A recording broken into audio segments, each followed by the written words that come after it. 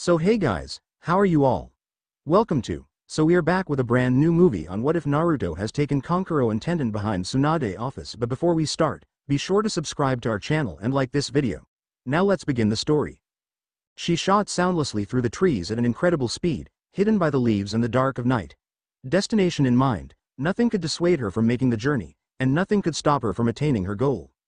3.5 years she had spent on this. 3.5 years of training, her body and her mind. Genjutsu, ninjutsu, taijutsu, all her own unique moves dedicated to this night, when she could finally set her mind at ease, and taste her hard-earned victory. There was no way her efforts were going to waste. She would not allow failure after all this preparation. It was time for her rematch, it was time to set things right. Tenten would never forget her absolute and utter defeat to Temari at the preliminary Chunin exam 3.5 years ago. That smug look on the sand girl's face as she easily swatted away all of Tenten's furious attacks, even her final attack, as if they were all merely bothersome flies. Tenten had not been prepared for such a humiliating loss. She had been too cocky, too sure. After all, she was on a team with Neji and Rock Lee, and it was easy for one's confidence to swell with those two easily defeating any foe that came for them, no matter how formidable. Fighting with them was easy. But fighting by her lonesome. It was so frustrating to be told by Guy Sensei that she needed more practice, that she should stay after with him and Lee and they could help train her further. She did not want to be the weakest one. After all, the weakest one was originally Lee. At what point had he so thoroughly surpassed her? At what point did she start relying on them to help her fight?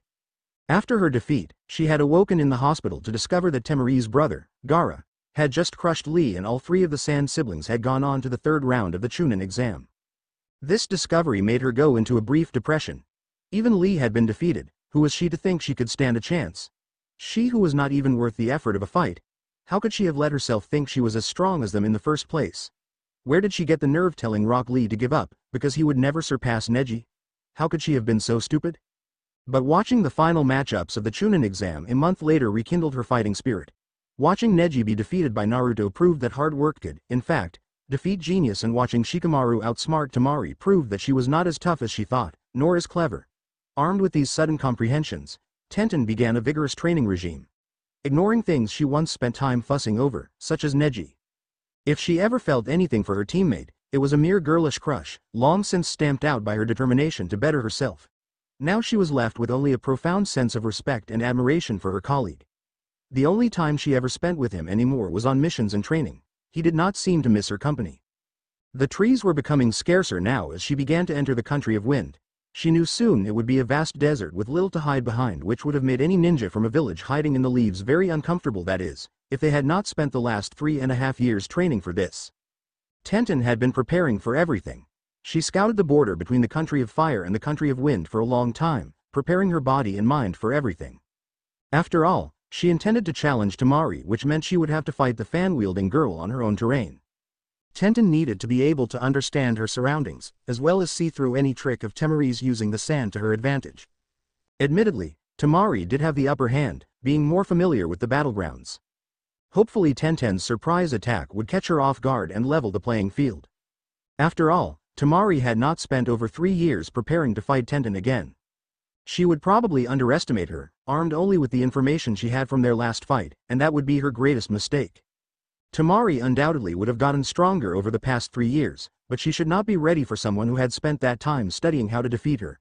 Someone whose aim was 100% dead on, someone who stayed up late, long into many nights on end learning to throw a variety of ninja tools past, through, and around a cyclone, someone who would not once again be defeated by wind. By now she could feel the sting of the wind on her cheeks.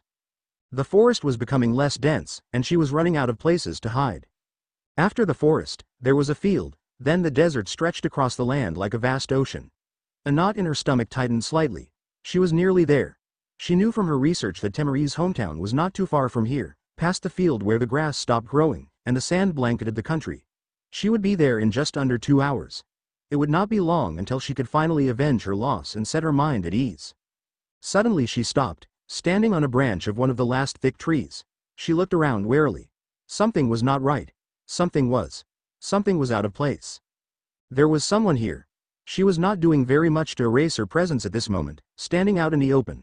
She searched for the source of this discomfort as quickly as she could, hoping to see them before they noticed her, or at least before they attacked her. This would be a very bad day to be ambushed. Damn, She had been so focused on her upcoming fight that she had not paid that much attention to her surroundings. Finally, with a start, she spotted him. He was sitting lazily, relaxed even, on the branch of a tree several meters away from her. Her hopes sank when she noticed that he was staring right at her. There was no way she could get past him now. Oh well. Ignoring him would not do any good. Swelling up her chest determinedly, she scowled at him. If she could not get past this, she did not deserve to make the rest of this journey. Who are you? She demanded, and what are you doing here? I could ask the same of you, he drawled lowly, a hint of playfulness in his voice. Damn, did she know that voice? He was too far away for her to see him very well. That business is my own, she replied resolutely. I have no fight with you. I trust you'll let me pass. That depends, he replied, slowly rising to his feet. Just where do you think you're going? I have a fight scheduled with someone in the Sand Country, she announced. You're making me late. Oh, he asked, bemused. And who is that? Maybe I know them. She furrowed her brows at him. Damn, who was this nosy guy? She could not see his face from where she stood. She would have to get closer. That's none of your concern, she replied bitterly. He grinned. It is, though. You might be planning an ambush on someone in my country. Then I could be held accountable if you killed them, since I saw you coming. I have no reason to let you pass. He eyed her up and down. Then again, I probably don't have to worry about a little green leaf like you killing anyone. I bet you've never done it before. Don't underestimate me, Tenten scowled at him.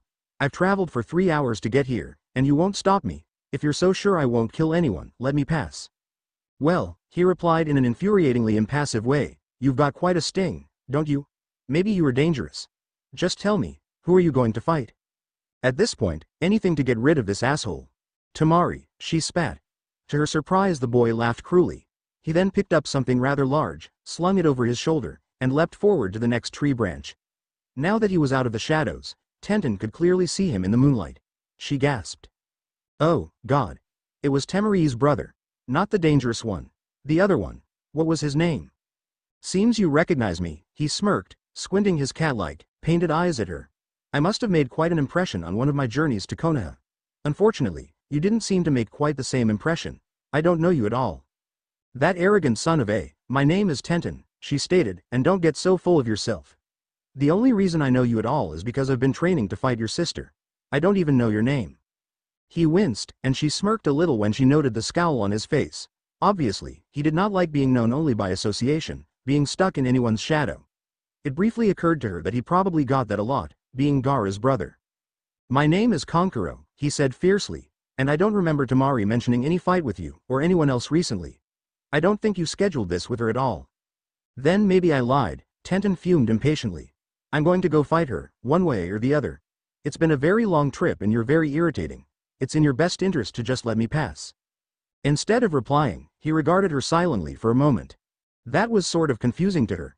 She had expected an answer to her demand, more or less, and his silence was awkwardly piercing.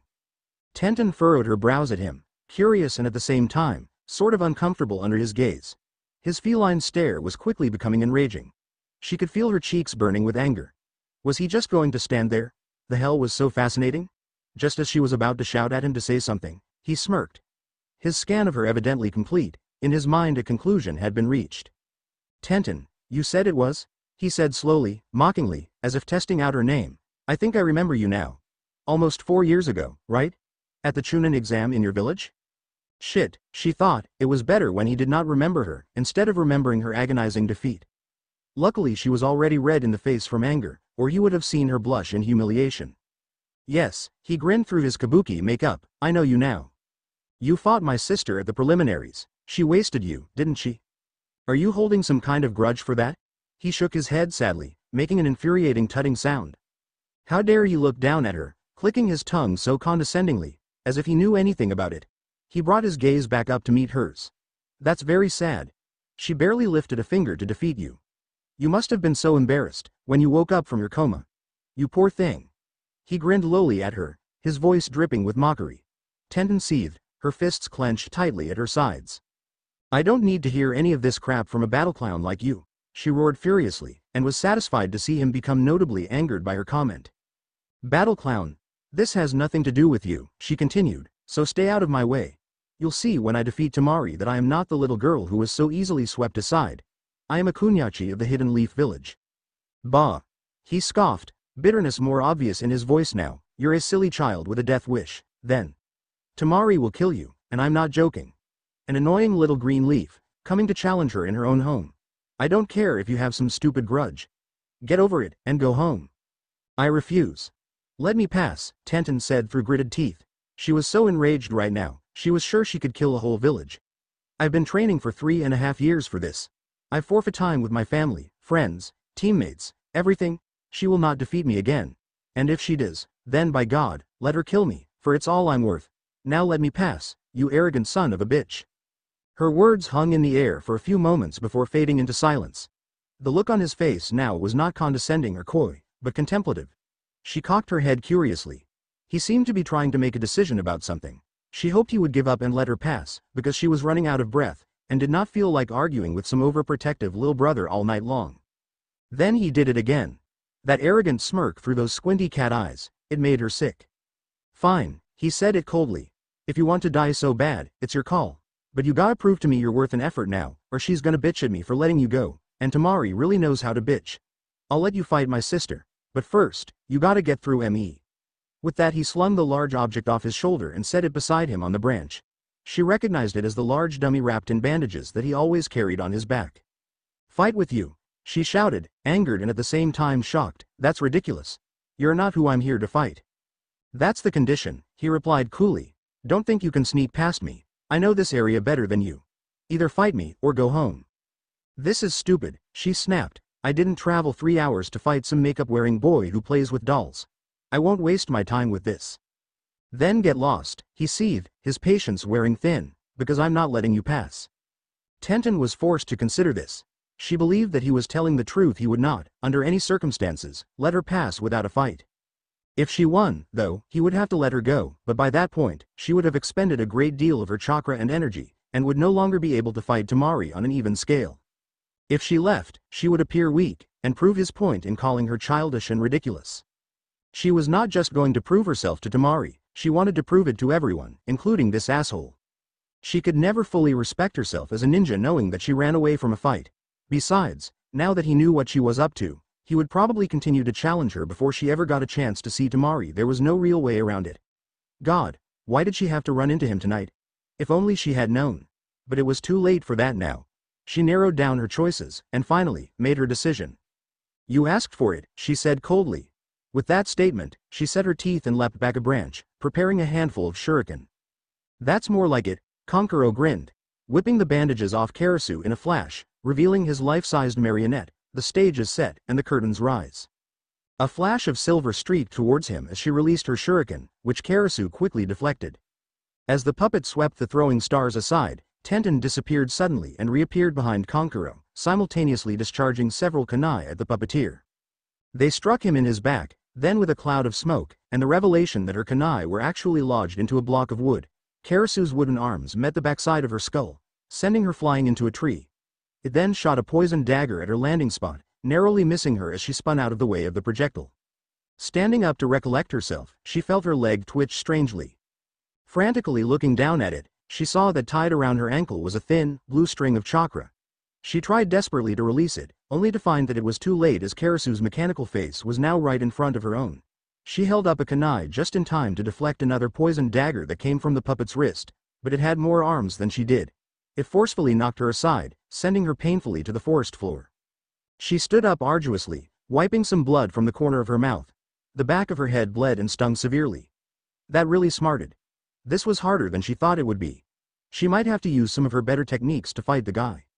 Leaping back atop a branch, she pulled a scroll from a pouch on her side and rapidly unraveled it. Swiping across it the blood she had wiped from her mouth, she twirled it around her in a dizzying motion. Then, from the ink and paper and traces of blood, she began to pull an assortment of weaponry, including kunai, katana, daggers, scythes, wakizashi, shuriken, maces, morning stars, and any number of other instruments and flung them at her enemy and his puppet. But by this point, she had lost sight of Kankuro, hiding somewhere in the trees and shrubbery. She flung her weapons across the area, hoping desperately that one would hit him. Her mark was always dead on, but usually she could see her target. Suddenly, dodging her furious barrage, Karasu came flying forward. Tenten quickly pulled a series of invisible wires, recalling her fallen weaponry, causing them come sailing towards the marionette's back. But what did not seem to occur to her was that Karasu was made of wood, and weapons would only do so much to a doll. As a few kunai and other instruments thunked into Karasu's back, she was horrified to discover that it did not seem to affect him at all. His ambush on her continued, and for just a moment she froze, unsure of what to do. It was a moment too long as Karasu's face suddenly opened up, revealing another poisoned dagger. Before she could react, it had plunged the dagger into her right shoulder. Stunned, Tenten coughed and sputtered as the puppet retracted its knife and smacked her in the side, hurling her once again toward the ground, where she landed with a painful thud on her stomach. Shit, she thought, as her vision began to blur, this isn't what I was expecting to happen. She could barely see her blood pooling on the ground before her, dampening the grass and staining it a deep red. She could not feel the wound. The poison from the dagger had already numbed it, and she did not know how long until it spread through her body completely, destroying her from the inside. This was never supposed to happen. It was not fair. She was not supposed to fight Kankuro, whom she had spent no time preparing for. She was supposed to fight Tamari. Now she was going to die, alone, between two countries where her comrades would never even find her. She truly was pathetic after all. She should have spent more time preparing for everything. Why had it not occurred to her that interference by Temari's brothers was possible? Why did she have to be so reckless, so obstinate? This was not even a mission, so she was not even going to get her name carved on the hero's stone in Konoha. Her death would be meaningless. She could not move. She had taken too many blows to the head, and the poison was affecting her motor skills. Above her, she could barely hear the trees rustling. Perhaps Kankuro was rewrapping Karasu in its bandages, recognizing his victory. Of course there was no hope in him helping her. There was not even any hope in him telling her family where she was. After all, a ninja from Sand just killed a ninja from Leaf with no apparent motive. That would just get him in trouble. Tenten never wanted to kill Tamari. Just mess her up a little. If Tamari died, after all, she would not be able to respect and acknowledge Tenten's strength. That was all she wanted, respect and acknowledgement. It was all she ever wanted from anyone. As a dizzying blackness overcame her, she began to fight with consciousness. She felt like she was swimming within her own body, drowning, trying desperately to resurface, her attempts futile. Finally, she succumbed to that terrifying darkness, and fell into a deep sleep. High above her, from the branches of the trees, a pair of squinted eyes observed his fallen enemy. She was lying pathetically on the forest floor in a pool of her own blood. He did not know if she was still conscious or not, but it did not matter. In a couple of hours, she would be dead anyways. He turned his back on her to return home, when suddenly he froze. For some reason, he could not seem to compel his body to leave her behind. Stupid, he said aloud, trying to rationalize with himself. She was a little idiot who got what was coming to her. As true as he believed those words were, he still found himself glancing back at her helpless little body. One of the buns she kept her brown hair in had come loose when she hit the floor, and now lay disheveled around her face in a sad, blood-soaked little braided pigtail. Did she tell anyone she would be coming here tonight? Or would he return later to find her body where he had left it? People rarely came through this part, as it was an area between two countries and most citizens preferred to stick to their respective capitals. A slight feeling of guilt began to creep through him. This miserable little creature soaking in blood before him had not come to fight him at all. She was simply trying to get past him to settle some score she had with his sister, and now, by his actions, she would never get that chance. He did not have to be so hard. He could have gone easy on her. He did not think, though, that she would be so inept. She had probably spent all her efforts in training for her fight with Tamari that she lost sight of a broader range of abilities. She was such a lousy ninja. Even Shino had been a better fight than her, and he used friggin' bugs. Kankuro straightened his composure as he reasoned with himself. Ninjas were not supposed to let themselves become overruled by emotions. Remember to be as cold and steely as a knife, because that is what you are. Your enemy is simply your enemy, another knife, and nothing more. Not a human with thoughts and emotions. Not a pathetic little pigtailed kunyachi with a reckless desire for strength and an ambitious heart. He turned his back on her again and began his trek home. Shit. It was very late at night, and he was the only one in the training field. Night after night, while the rest of Konoha slept, he trained his body. He still could not use any ninjutsu or genjutsu, so Rock Lee trained hard to be the best at taijutsu, not to be outmatched by anyone. He counted each kick as he demolished a wooden training pole. He was on 1,347 now, and when he reached 2,000, he would switch and kick with his left leg. His knuckles were already bloodied from the 2,000 hits they had each received. After this, 2,000 squats and he would call it a night. After all, a tired ninja was useless on missions. Rock Lee stopped suddenly when he heard a rustling from the surrounding trees. Was someone else awake at this hour? Curiously, he looked around, stepping cautiously towards the trees. Oi! Rock Lee was startled by the sound of a voice from the trees. He jumped slightly, and faced the direction of the sound. Who's there? He shouted. Because it was so dark, he could not see them through the trees, and he did not recognize their low, drawling voice. This yours? The voice asked, and a large object was suddenly dropped from the branches. Lee outstretched his arms in time to catch the unconscious body of his teammate, Tenten. He gasped at the sight of her. A large gash had been poorly bandaged on her shoulder, and her shirt was stained with blood. One of her pigtails was hanging down limply, matted with the same dried substance from some bruises on her head. Lee looked up at the trees in outraged horror. What did you do to her? The boy demanded furiously, holding Tenten protectively. Ask her yourself, the mysterious voice replied in a bemused fashion, when she's conscious, that is. By the way, you may want to get that thing to a hospital. She absorbed quite a bit of poison. Lee's face twisted with shock. He began to fill with rage. He would have jumped up there and beaten them senseless if he had not been left with this sudden responsibility. He did not know what happened, but he was sure Tenten would be able to tell him. He scowled up at the trees. I won't forget this, Lee swore, and then took off at his fastest speed to the Konoha hospital. Do tell, the voice mused, watching the boy go through feline eyes, before turning to leave himself, putting the whole mess behind him. Kankuro aimed for the closest sturdy branch, and then finding a foothold he sprung off, aiming for the next available limb as he tore through the forest that surrounded Konoha. Even though he was from the country of wind, he had always rather liked trees. There were far more hiding places available, which was important not only as a ninja, but as one whose best techniques required him to remain in the shadows as his weapon fought for him. Besides that, the desert was swelteringly hot in the day and frigidly cold in the night. He liked the cooler, consistent temperature of the forest. That was why Konoha had always been nice to visit, but he unfortunately never went there to enjoy it. He had only ever been there on missions. After all, if he did not have a passport, people there tended to get testy, he noticed. They were all too paranoid, like he was ever going to go there to wreak havoc. He would of course never reveal this secret to anyone, but Konoha was too nice for havoc. It really was. They did not seem to realize there how lucky they were to be constantly surrounded by trees. Even if the ninjas from the country of fire were all crazy, he could name several off the top of his head.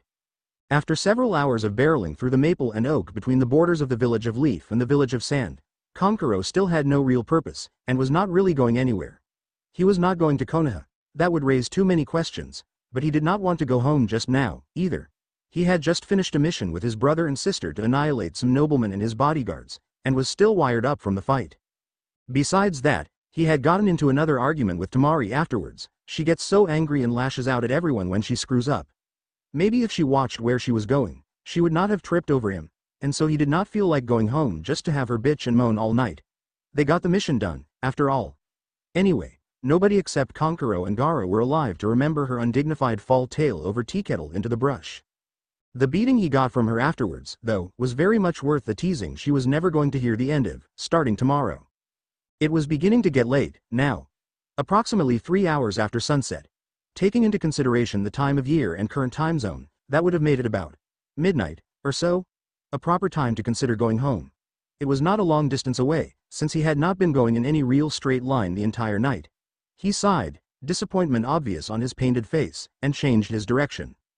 He stopped suddenly when he saw something flicker out of the corner of his eye. Years of ninja training kicked in, and with cat-like reflexes, he threw himself into the shadows of an old ash tree, and waited and watched. Silence. The forest was dark, and still. Was he wrong? It was easy to overreact. A forest creature of some kind could have scurried across a branch and startled him. There, again something was definitely moving. It seemed to be going cautiously, carefully as if awaiting an ambush. Animals did not await ambushes. This was definitely another ninja. He set his teeth, his fist gripping the bandages that wrapped Karasu, ready to release them at a moment's notice. Kankuro watched the shadow vigilantly through his squinted eyes, barely daring to breathe lest he should give away his position, if they did not already know.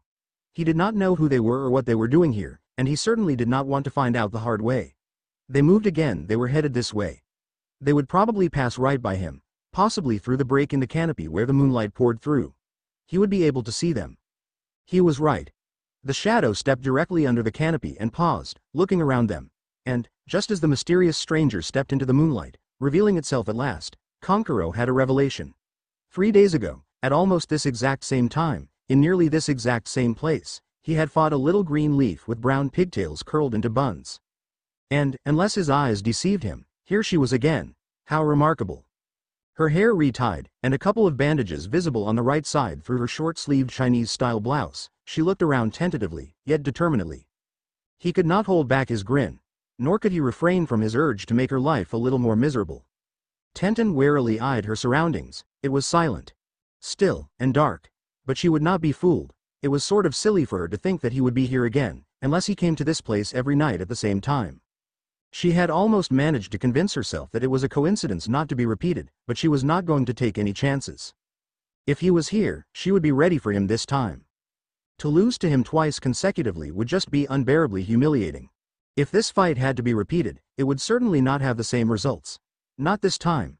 Not after her defeat had caused her to miss a mission with Lee and Neji due to her injury, even though she had argued that it was only slight and assured them she could still go. Not after the scolding she gave herself for being too narrow-minded, too focused on one goal, to see other ranges of possibilities. She would never risk that again. It nearly cost her life. Somehow, miraculously.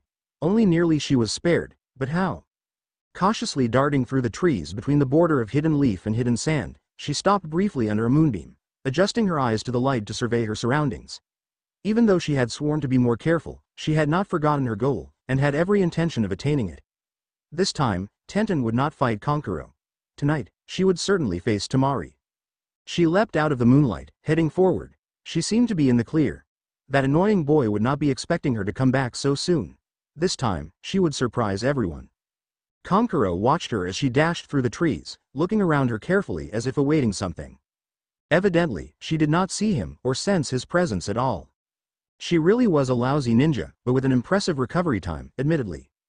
That wound he gave her should have had her bed set for at least a week, especially after it took him 3 hours to get her to the hospital in her hometown. The patchwork job he did of bandaging her had been a temporary quick fix, and yet here she was, jumping around after only 3 days.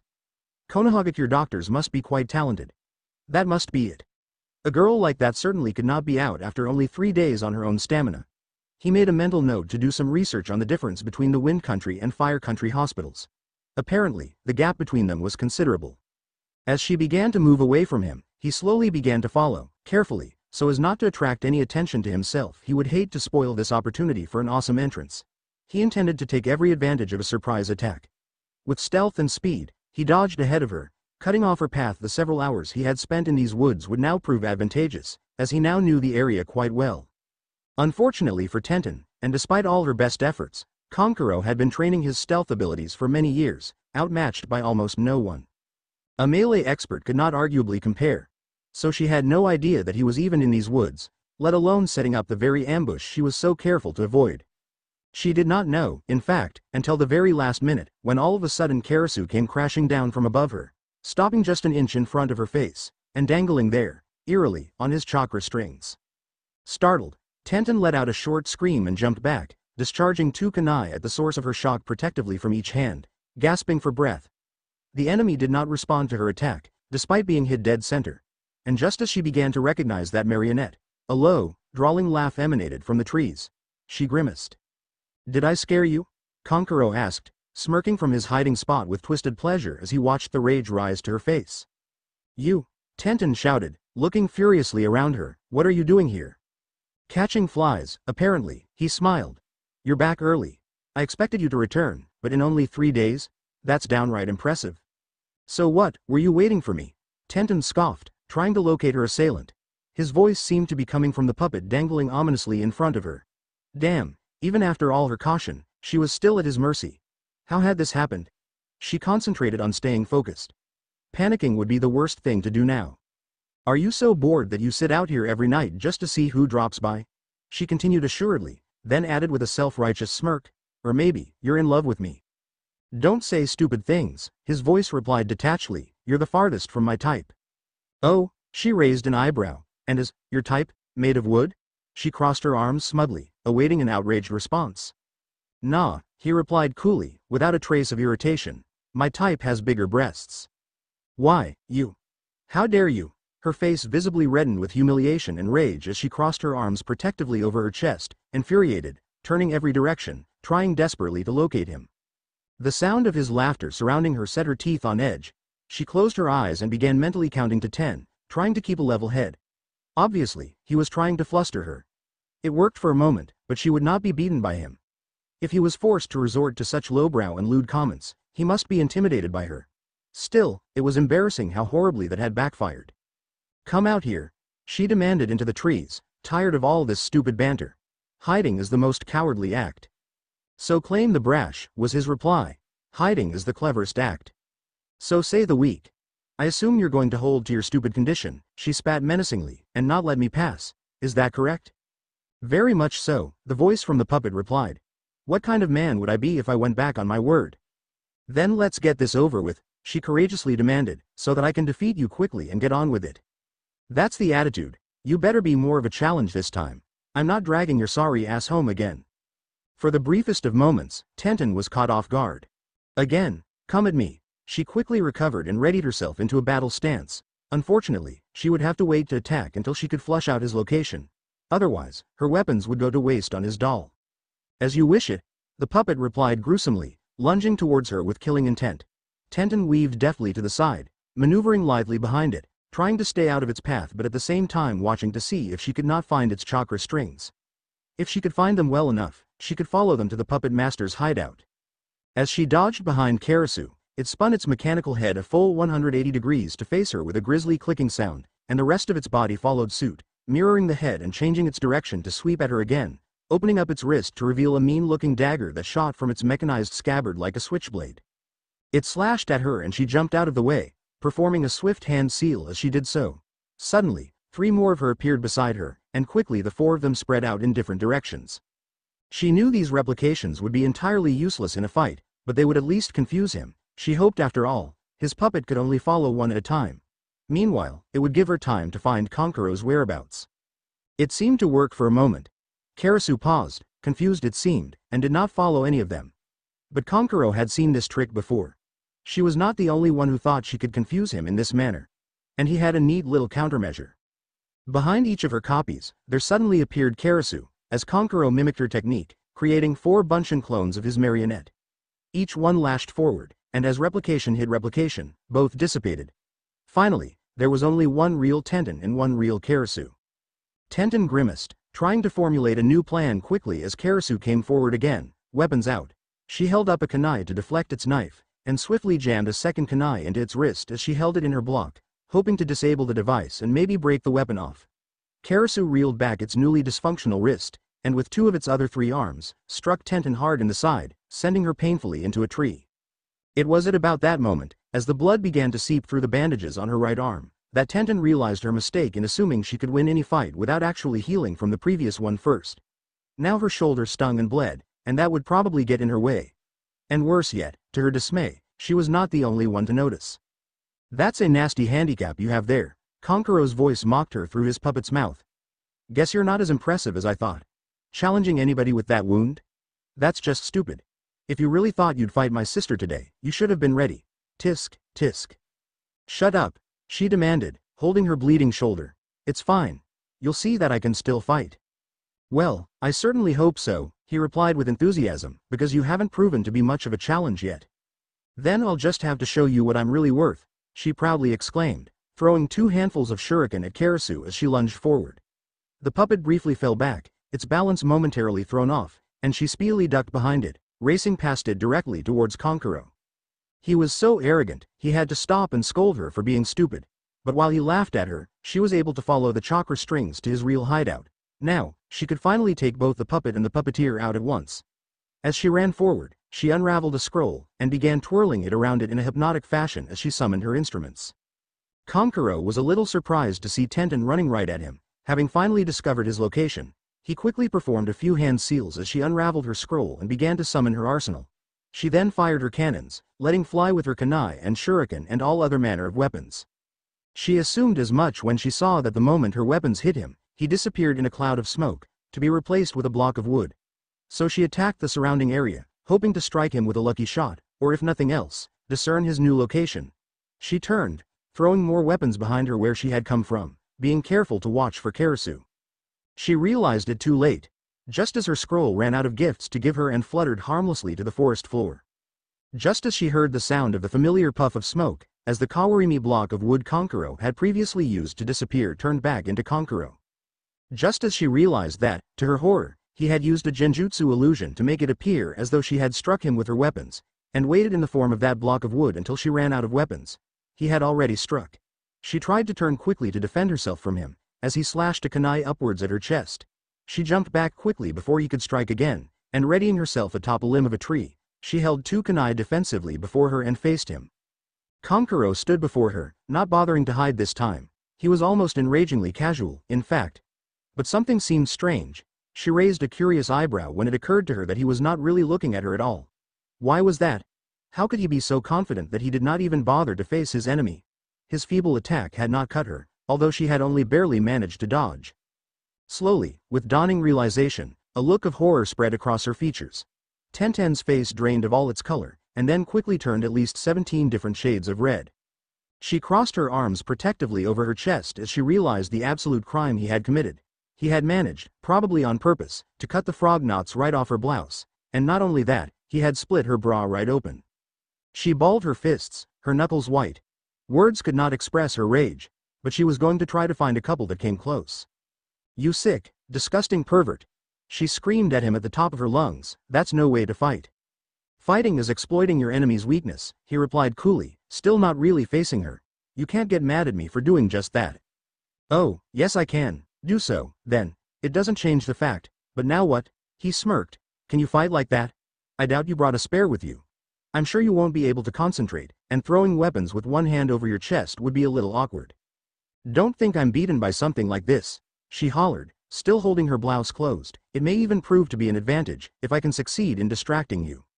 He rolled his eyes. "I wouldn't call that a distraction. More than anything else so far, that enraged her the most." But before she could voice her objection, he continued. "Anyway, I doubt you have the guts to go very far like that. You have too much dignity, don't you? Think carefully now. Can you fight me seriously in that state? You were at a disadvantage to begin with, and now you won't be able to keep your head clear. You'll be too angry, and you can't beat me if you fight on emotion. You need to fight with your mind." He smirked menacingly at her. Tenten scowled, seething. The worst of it was he was right. She probably could not continue in this state. Her head was too full of rage. And besides that, he had managed to come that close to her skin while only barely trying. It was obvious that if he wanted to, he could have done much worse. The victor was clear. Her head lowered in shame. All these years, and she still wasn't worth much of anything. Something as ridiculous as this really was going to stop her. She tried to think of what any other female shinobi would have done in this situation. Sakura might have stopped. She was more female than she was ninja. But Ino probably would have kept fighting.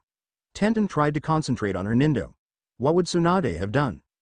Then she quickly decided that she didn't really want to think about what Tsunade would have done, or the mental image would have been with her forever. She raised her eyes to Kankuro, her hatred burning. "You're disgusting," she hissed lowly. "I'm considerate," he replied. "I didn't want to tear you up like last time. I only wanted to disable you so that you could go home by yourself and heal that wound like a good girl. You see? I didn't even make you bleed." He grinned at her, making her want to punch him in the teeth. "If you ever think of doing something like this to me again," she glared at him, her eyes filled with loathing, "I will make you sorry."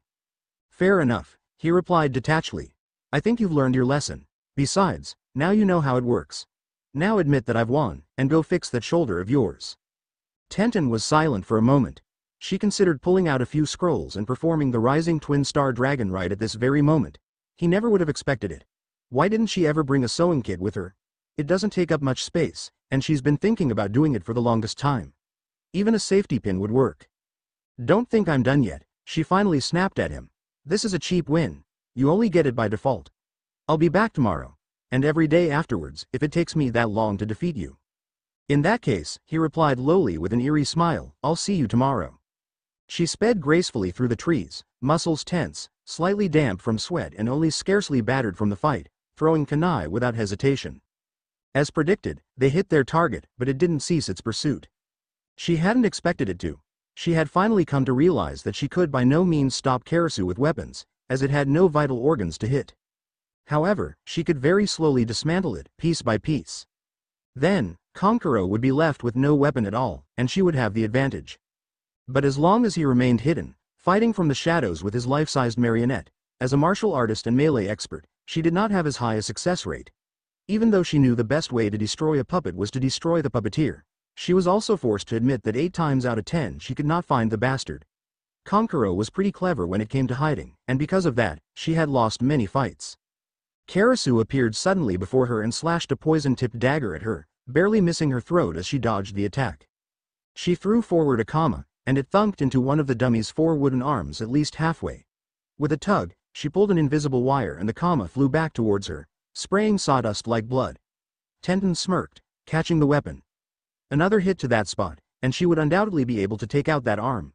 In previous fights, she had been able to disable 2 arms and a leg, before Kankuro had found some miraculously way to render her immobile and win the fight. As promised, Tenten had been returning to this same wooded area between the borders of fire and wind at this same time every night for the past 2 weeks, as late spring slowly melted into early summer. And, as promised, Kankuro had been there every night to greet her. Every night she swore that this would be their last fight, that this time she would defeat him and get past this ridiculous preliminary match so that she could move on to the boss fight with Tamari. But, every night, he managed to find some way to win. It had at some point for Tenten stopped becoming humiliating and become a challenge, an obstacle she had to overcome to attain her goal. By day she trained, and by night she fought, hoping every time that this time she would stand over her fallen foe, victorious, and with a self-righteous smile, force him to acknowledge her strength at last. It couldn't possibly be much longer until that day. Even Kankuro would have to admit that she had been getting better, and started catching up to him in skill. Since she had stopped bragging and started taking him seriously, she had been able to keep up. But, in the end, she still lost. Tenten dislodged a handful of shuriken at Karasu, aiming for the crack she'd made with the kama. Karasu dodged awkwardly, and only one made it in, but one was enough. She carefully aimed a kunai at the shuriken sticking out of Karasu's wooden arm, and smiled broadly when it hit, forcing the shuriken further in, causing the arm to snap and fall to the forest floor. "Stop that!" She heard Kankuro's disembodied voice demand. "That's annoying to fix. If you didn't want your dolly broken, you wouldn't play so roughly with it," she teased. "You're the one who's breaking it," he replied, and she thought she heard the slightest hint of a pout. "I'll just have to repay you in kind. You'll have to catch me first." She laughed, pulling out her ever-famous scroll of summoning and unraveling it with a flick of her wrist. "Oh no you don't, I know what that is. That's that scroll of bad shit." Kankuro grinned, as Karasu came towards her, weapons out. "I'll slice you up before you can finish your technique." She whirled the parchment around her as the puppet raced towards her, but just as its bladed wrist was about to make contact with the paper, it fell under the crushing weight of a spiked morning star. It was too late. The parchment spat out weapons in all directions. Kankuro swore silently. He had already learned that he could not defeat her while she was in there, he could not get close, but if he could perhaps destroy the scroll before too much came out, she would not have as many toys to play with. Karasu tore its hand violently out from under the morning star, and continued forward, suffering the many blows of her arsenal. The danger was minimal, since Karasu could still move even with a katana sticking out of its head, but the damage ended up being costly. She had at some point learned that she could tear Karasu to shreds with her weapons, and since then, Kankuro had spent every morning repairing his marionette, much to Temari's curiosity. A sword came flying towards Karasu. Kankuro manipulated the chakra strings, and with a swift motion, the puppet managed to catch the instrument midair, and slash at the offending scroll. As it tore into 2 halves, the spell was broken, and Tenten found that she no longer could summon her weapons. But that was fine, she had a different plan in store. She had only barely been aiming for Karasu. If she had, he'd be firewood by now. All around her, the surrounding trees and shrubs were impaled on any manner of shining, silver weapons. Even the ground was completely spiked. But she didn't miss, and she hadn't been aiming haphazardly. Carefully, she scanned each of the instruments, while keeping an eye on Karasu who had just reeled back slightly, apparently preparing for its next attack. She didn't have much time now. There, at last, slightly northwest, barely 10 yards away. Just as Karasu came forward, Kankuro jerked his arm to pull the puppet's strings. Tenten caught his slight movement in the reflection of one of her scattered kunai. She smirked. Perfect, just as she had planned it. Memorizing that spot, she leapt out of the way of Karasu's attack. Now, she had her own puppetry to perform. Landing atop a tree branch, Tenten pulled the invisible wires attached to many of her weapons. As the scythes and swords and kamas and flails came rushing back towards her, she swung her arms, and they all changed direction, aiming for the marionette. The wires swung around it, left and right, faster and faster, encircling the puppet until they ran out of wire to tie and instruments thunked into his wooden body. Karasu was now completely immobile, as the wires and weapons held it tight in their prison. Using this opportunity, Tenten lunged forward, scooping up a katana as she did so, racing towards the spot where she had seen Kankuro's reflection. With a yell, she slashed hard at the shrubbery he was hiding behind, and at the sword's powerful stroke, the helpless leaves scattered and flew pitifully to the forest floor. Gripping the katana fiercely, Tenten clenched her teeth. For a moment, the forest was silent. Not there. That little sneak had disappeared again. She was so sure this time, too. The plan was perfect. How could he have caught on? Where did he go? Still, his puppet was still useless now. It was just a matter of hide and seek. She turned slowly, surveying the area. Her weapons were still scattered. She could still catch a glimpse of him in the reflection. Her eyes narrowed, studying. The forest was so silent now, unnervingly so. He was spying on her from somewhere, watching her every move. The longer it took her to find him, the more time he had to formulate his next plan. She had to act fast. From above her, she heard the sound of leaves rustling. Her face blanched. Shit! She swore, turning her head upwards quickly. Above me? But it was too late, as Kankuro swept down from the branches, ambushing her. In one swift movement, he landed behind her, grabbing her around the waist, pinning her left arm to her side, and gripping her hand around the hilt of the katana, twisting it upward so that it met her own neck. Tag, he grinned lowly, with a soft chuckle. Tenten scowled, barely daring to move. She couldn't see his face from this angle, but she was sure it was twisted with sick pleasure. Doesn't mean you've won, she hissed. I could get out of this. Oh, really? He smirked. Then you must have forgotten that I can do this. Without releasing his grip, he pointed his finger at Karasu, making a strange gesture. The puppet's head spun around eerily with a sickening clacking sound, and its head detached and flew forward, opening its gruesome mechanical mouth to reveal a spinning drill. Tenten unconsciously winced back into Kankuro, sucking in her breath and squeezing her eyes shut as the doll's head flew towards her face. While her eyes were closed, she felt Kankuro make some kind of gesture with his hand. Nothing happened. Slowly, she opened her eyes. Karasu's head was dangling inches in front of her eyes, its face still open to reveal that terrifying drill. The head rocked and swayed, tied to a branch above it with a chakra string, looking horrifying in the moonlight. Disgusted, Tenten tried to back away from it, but found she could only back further in Kankuro, who still held her tight. Still think you can win? He grinned evilly. Make any movement at all, and either Karasu or I could rip you to shreds. How? Was all she could manage to ask. You aren't the only one with good eyes, he replied. I could see my reflection in those kunai, too. As soon as your eyes fell on me, I knew how you found me. So while you tangled up Karasu, I relocated. Her muscle tensed even further when she felt the blade being pressed a little closer to her flesh, but it was nothing compared to the heat of his mouth next to her ear as he whispered menacingly. By the way, what you did to Karasu was very clever, but a real nuisance. That's going to take me forever to untangle. Maybe I should do the same thing to you? I wish you luck, she hissed, as a hot blush spread across her face and down her neck. She needed to get out of here, but she was caught and surrounded. Karasu's disembodied head hung disturbingly in front of her. It was a wretched image, and distracted her from thinking clearly. She squeezed her eyes shut to avoid the sight of it. Surely from his angle, Kankuro would not be able to see that. She had to concentrate, to think of a way out of this. But instead of a clever escape route, Tenten found that without her eyes, she could only seem to concentrate on the sound of his breath in her ear, the smell of his clothes, and the rising and falling of his chest pressed to her back as he breathed. Why the hell wasn't he loosening his grip?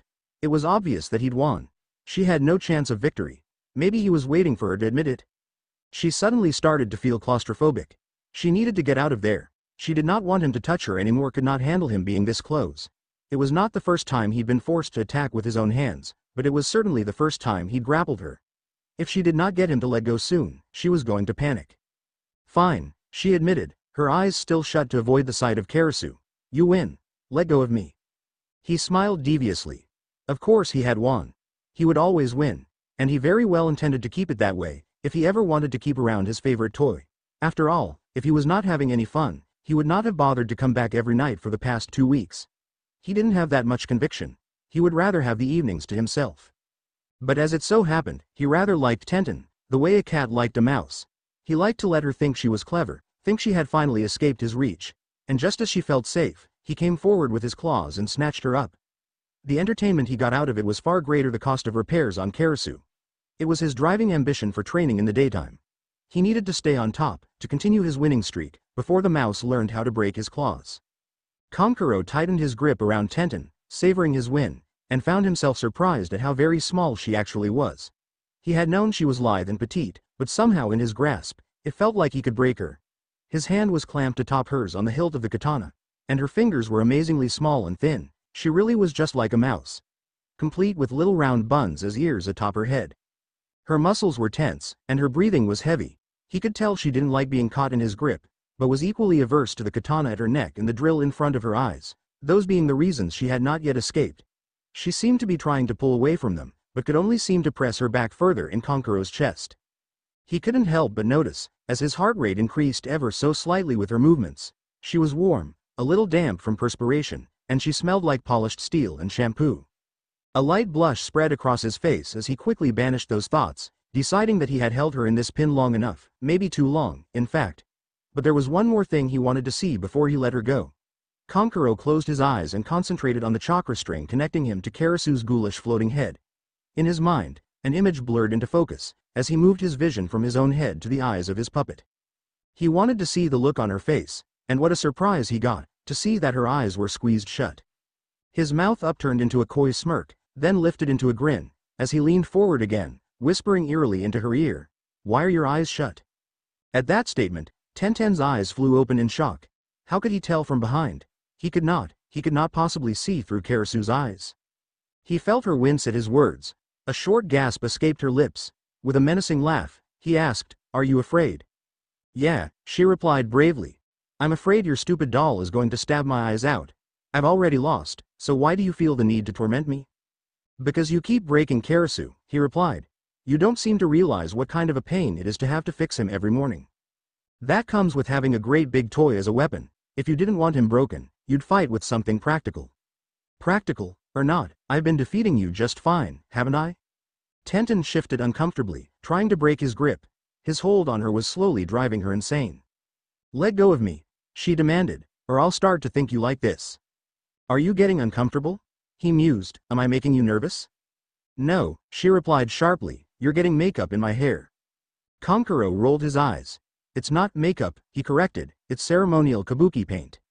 "Then you're getting ceremonial kabuki makeup in my hair, and it's pissing me off." "Let go, already," she snapped. Kankuro shook his head sadly, and finally released her. She leapt quickly out of the way, relieved to finally be free from his awkward hold on her, to be embraced only by the suddenly very strikingly cold night air. A decidedly safe distance away, she faced him, her arms crossed over her chest defiantly. Across from her, he sat down lazily on a tree stump, watching her through his squinted feline eyes, smirking. He didn't say anything, just watched as she was suddenly struck with curiosity. "Why do you wear that paint, anyways?" she asked. "Especially when it's just us. There's no one else around. Why are you hiding?" He was silent for a moment, and she noticed his face fall into a slight frown. He then turned it back into a coy smile, as if his expression had never changed at all. "I was wondering when you would ask that," he admitted. "Most people ask by the second day they know me, or even the first. You have better manners, it seems." And he meant it, too. He heard that question a lot. He knew that someday she would ask about it. After all, it obviously was not any kind of clan marking, as she had seen his siblings and they had nothing of the sort. It was all personal choice. And as long as she continued to see him every night, it was only a matter of time until questions arose, when pure fighting became tiresome. For her to wait 2 weeks before asking anything about him, she must have expected to get past him much sooner, and not have to bother with personal affairs. She must be finally viewing him as an individual opponent, as opposed to an obstacle in her path. "I didn't know you were expecting me to ask," Tenten stated, sort of curiously, "or that you had me timed. Was there a pool? I hope you won a bet." "Nothing like that," he replied casually, waving his hand dismissively. "I'm just impressed, is all. Why are you curious, all of a sudden? It doesn't seem like something that would interest you." "I just want to know what's behind the mask," she said, sort of softly, lowering her arms to her sides, as if trying to see through him at that moment. Kankuro's lips lifted into a small smile, a genuine smile. "Maybe someday I'll tell you all about it. I'll defeat you before, someday, happens. And then you'll never see me again." Tenten was silent. She had no response. There was no reason for her to continue seeing Kankuro after she had defeated him. After all, that was the whole basis of their relationship. She had no interest in Kankuro. Tamari was her target. But at the same time, after she defeated Tamari, there was no reason why she would never see Kankuro again. "Let me see your face." It wasn't a demand, it was more like a question in fact. Why? He asked, a coy smile on his face. To know who you are, she replied simply. To see who I'm fighting. Maybe that's none of your business, he stated. Tenten frowned at him, and her face became visibly offended. Fine, she rolled her eyes. It was a stupid question, anyways. Forget it. What will I get in exchange? He broke her off, his face still coy, curious. Tenten raised an eyebrow at him. In exchange? I don't show just anyone my beautiful face. I have an image to maintain, after all. I'll show you. If you make it worth my while. Now, what do I get in exchange? What do you want? She seemed a little skeptical, sort of suspicious. Kankuro laughed. Nothing bad. Maybe a gesture of kindness. As opposed to your usual barrage of weapons. She furrowed her eyebrows. What kind of gesture of kindness could she offer to someone like him? She had never felt any inclination to do anything nice for the person she was trying to defeat in combat. She looked around, trying to think. It wasn't important even, just sort of a suggestion at the time. She had been a little curious at the moment, and she could drop it any time. But now she somehow found herself concentrating on what she could do for Kankuro, in exchange for something she had wanted to know on a whim. This is stupid, she thought, glancing towards the still tied and how headless form of Karasu wrapped in wires and weapons. And at that moment, just before giving up and telling him to forget the whole thing, she thought of something. I'll help you untangle Karasu, she suggested. She was surprised when Kankuro laughed in response. You were going to do that anyways. You think I'm letting you leave with him looking like that? He chuckled. Tenten stuck out her lip in a mock pout. Then how about I go easy on him next time, she asked. Don't do anything that will end up costing you a victory, he grinned. She scowled at him. What, then? She demanded impatiently. This game was getting irritating. How about you wear your hair down, he suggested without the slightest hesitation. Tenten paused, for a moment confused. Her hair? He was interested in her hair? She was not even interested in her hair. She just put it this way to keep it out of her face. It never for a moment crossed her mind that someone might care what it looked like. It was really the only style she knew how to tie it in. That's it? She found herself asking, however silly it may have sounded when it was said aloud. Kankuro nodded astutely. Yeah. That's it. Sure, that's fine, she said with a hint of a laugh. What did she care if she wore her hair down for a night? If that was all he wanted, she had no complaints. I'll wear my hair down tomorrow, and you wipe off your makeup, and leave the hat. The hat was never a part of this, he smirked. It is, now, she commanded. It's a dumb hat. You look like a bat. I like this hat, he defended with a hint of a whine in his voice. You can go ahead and like it, but that's part of the deal. I get to see your whole face. You can't hide behind anything. Fine, he agreed with a smile. What a demanding woman she was. Then it's settled. Tomorrow night. Now, he stood up off the tree stump. Help me untie Karasu, or you aren't leaving tonight. Fine, she agreed. I wanted those wires back, anyhow. So don't cut them, I'm taking them home. Right.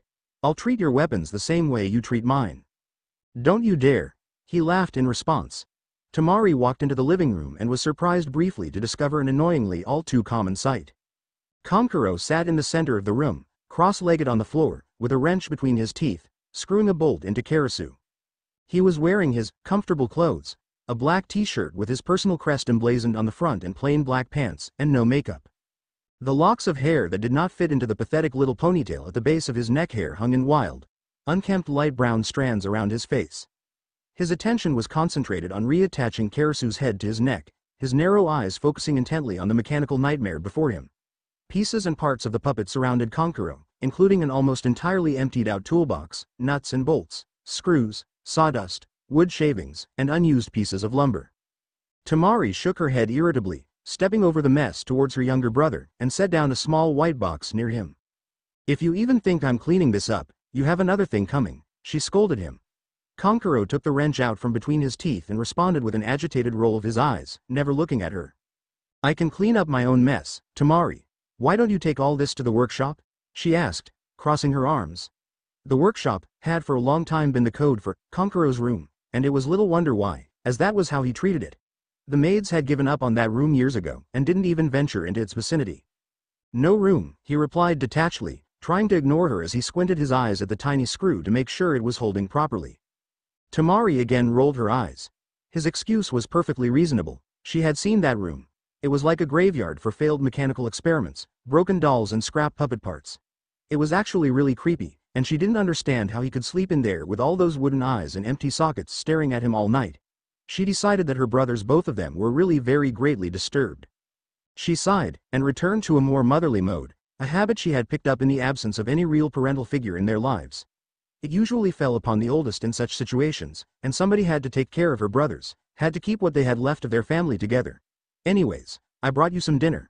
Are you training again tonight? Yeah, he replied, now abandoning Karasu in favor of takeout. He grinned, opening the box, and began happily shoveling rice into his mouth. He hadn't even realized he was hungry till the food was in front of him. You've been doing a lot of that lately, she said slowly, raising an eyebrow at him. He had been leaving at the same time every night for about 2 weeks now, and he was a fool if he thought she didn't notice the consistency. The only inconstant thing was the times when he returned. Last night, he hadn't come back until early morning. She was not hard-pressed to admit that curiosity was raging within her. She knew he was training at least, because lately he returned wearily with Karasu in pieces, covered in shuriken. But who was this mysterious training partner who had seemed to so encompass his attention? The Kankuro, she knew, didn't have nearly that kind of conviction, as his training regime was never so constant, but usually staggered depending on his mood. Somebody was whipping her brother into shape. Does your partner specialize in martial arts, or something? She asked, beginning a curious interrogation. In response, Kankuro gave her a puzzled and sort of disturbed look, his mouth enclosed around his chopsticks. Why? He finally asked. Because, she started with a smirk, they seem to be finally kicking your sorry ass into shape. You've lost weight. What does that mean? He hollered in offense, half rising from his sitting position on the floor. Tamari grinned at him. It means you're fat. Fatty, 2x4. Piss off, Tamari. He growled, turning his back to her in an attempt to ignore her, now angrily trying to finish his dinner in peace. She smirked at this pouty gesture. He was always so huffy. What a little brat. Anyways, whatever they're doing, it's working and I hope they keep doing it. You're starting to get toned up. Looks good on y'all. He ignored her compliment, and she heard him mumble something about how he was never fat. He hoped that she would go away soon. They seem to be taking out a lot of aggression on Karasu, she mused, still pressing the conversation. They must be pretty good. Faye. Kankuro scoffed, half turning to face her with a coy smirk. It's hardly worth the effort to show up sometimes. All I get is a workout, she's the one training. She, huh? Tamari gasped in delight. Kankuro's stomach turned as he realized the horror of his mistake. So what? He tried to erase his confession in a panic, but seeing his older sister's sadistic countenance, his face fell into his hands in humiliated defeat. A girl, huh? Tamari grinned maniacally, squatting down to meet Kankuro on the floor. Who is it? Do I know her? Is she from around here? Come on, you can tell me? I don't have to tell you anything, he snapped, a cold sweat beginning to mat his hair to his forehead, so get lost. Yeah, she's a girl, so what? Doesn't automatically mean I like her or anything. She's just some kid I beat up. But every night, she continued tortuously, a diabolical gleam in her eye, I've never known you to be so constant about anything. Usually at midnight you're in bed, or creating something monstrous in the workshop. You would drop everything, every night, to see this girl. Sounds suspicious to me. What do you think, Gaara?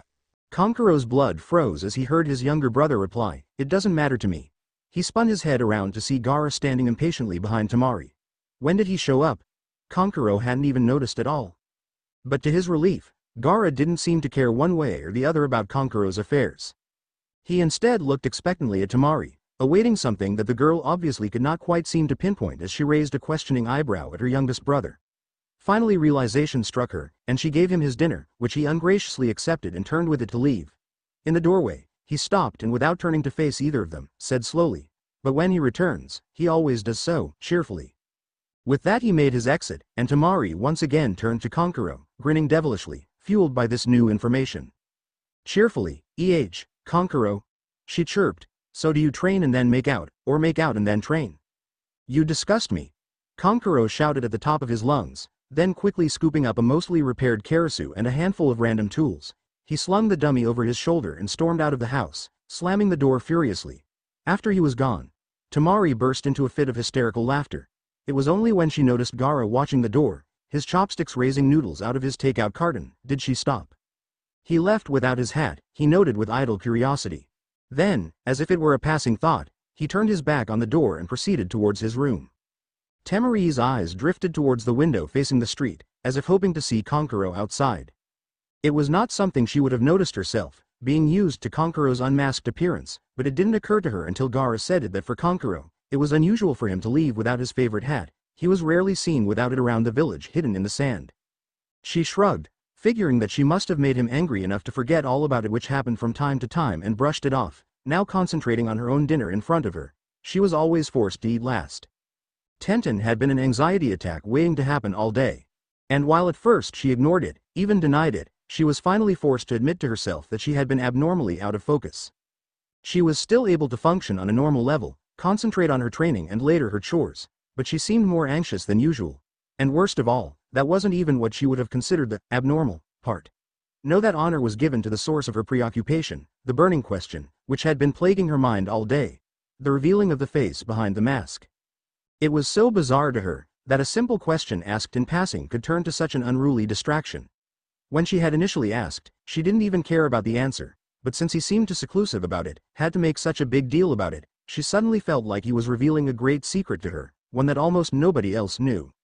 She didn't know how true that was, but it was how she was beginning to feel. It was true that probably no one in Konoha ever saw his true face, as he wore the paint on missions, and any time he spent in her hometown was undoubtedly for that purpose, but probably everyone in Hidden Sand had seen him in his casual wear. He didn't wear that ridiculous stuff to town, did he? But he was always wearing it when they met. Was he wearing it all day, or did he put it on just for her? These questions were boggling, both in the sense that she didn't know the answer and in the sense that she was even thinking about such stupid things. Why would she bother to waste a thought on Kankuro? He was an obstacle in her path, at least, it began that way.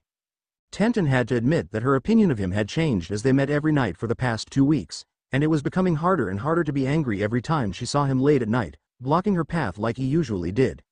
While at first she found him to be arrogant, obtrusive, and totally uncaring.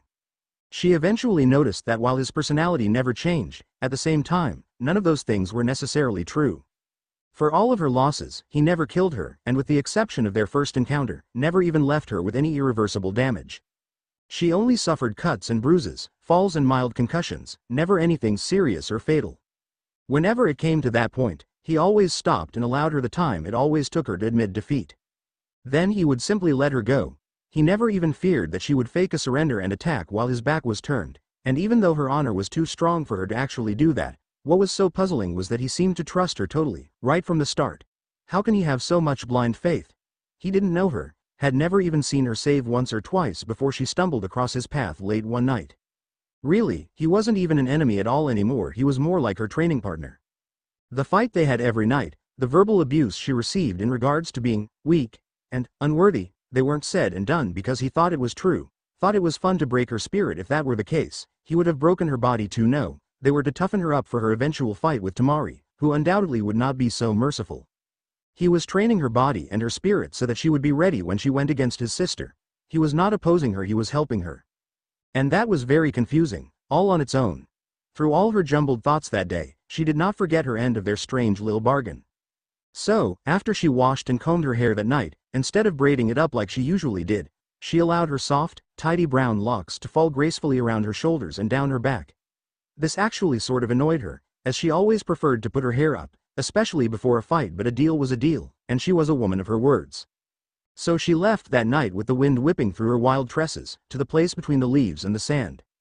She arrived at their usual training spot to find that, as usual, she was either the first one there or her opponent was really very well hidden. The latter was usually the case. Suddenly feeling a little shy, or perhaps a little anxious, Tenten brushed her air-dried locks off her shoulder and announced herself in her usual way. "I know you're here, and I know you can see me. Come on out, Kankuro." I upheld my end of the deal. The last part was added with a slight nervous pitch to her voice. Fighting with her hair down was going to be cumbersome, so he'd better be damn good looking under all that makeup, or hideously deformed. Something interesting. A low chuckle seemed to emanate from the trees. She gritted her teeth. Cocky bastard, he did that sometimes and it annoyed her every time. "So you have," she heard Kankuro say. "That's impressive, I was almost sure you'd forget." "We only spoke yesterday," she replied cynically. "My memory is better than that. And speaking of which, as I recall, you owe me a show. Come on out and let's see your pretty face." It just then occurred to her to wonder briefly if she should have considered the option of possibly thinking about bringing a disposable camera. "Too hasty," came an amused little drawl. "In due time, little green leaf. First, you have to find me." At that precise moment, Karasu shot out of the trees, barreling towards her. She flipped backwards out of its way, discharging a volley of silver shuriken at the puppet. Karasu dodged, but was struck unexpectedly by the black-painted shuriken in the shadows of the silver ones. As it reeled back in surprise, Tenten pulled a series of wires, and the silver throwing stars abruptly changed direction, thunking into the back of the doll. Shuriken, even that many of them, wouldn't stop him, she knew, but if they could distract for a moment, she could perform her coup de grace. As Karasu struggled with the wires and throwing stars, Tenten unfurled a large black Fuma shuriken, and sent it sailing in a graceful arc towards her opponent before giving him a chance to blink. It hit Karasu dead on, splitting the puppet like firewood. As the scraps of wood and sawdust began to hit the earth, they disappeared in a cloud of smoke, only to be replaced by a plain wooden branch. Kawarimi, she spat as if it were a curse word, and turned around quickly to check behind her, but her loose hair swung into her face, temporarily blocking her vision. She flipped it out of her eyes just in time to be confronted by Karasu's hideous, unscathed presence. He swung a poisoned dagger at her, which she quickly deflected with a kunai, but as she held her ground against that weapon, one of Karasu's arms swung forward to strike her. Tenten ducked, but was still sideswiped by him, and was knocked into a tree. She coughed once, startled, but had no time to collect herself as she rolled out of the way of his next attack, the dagger just barely missing her head as it slammed into the tree she had previously been leaning upon.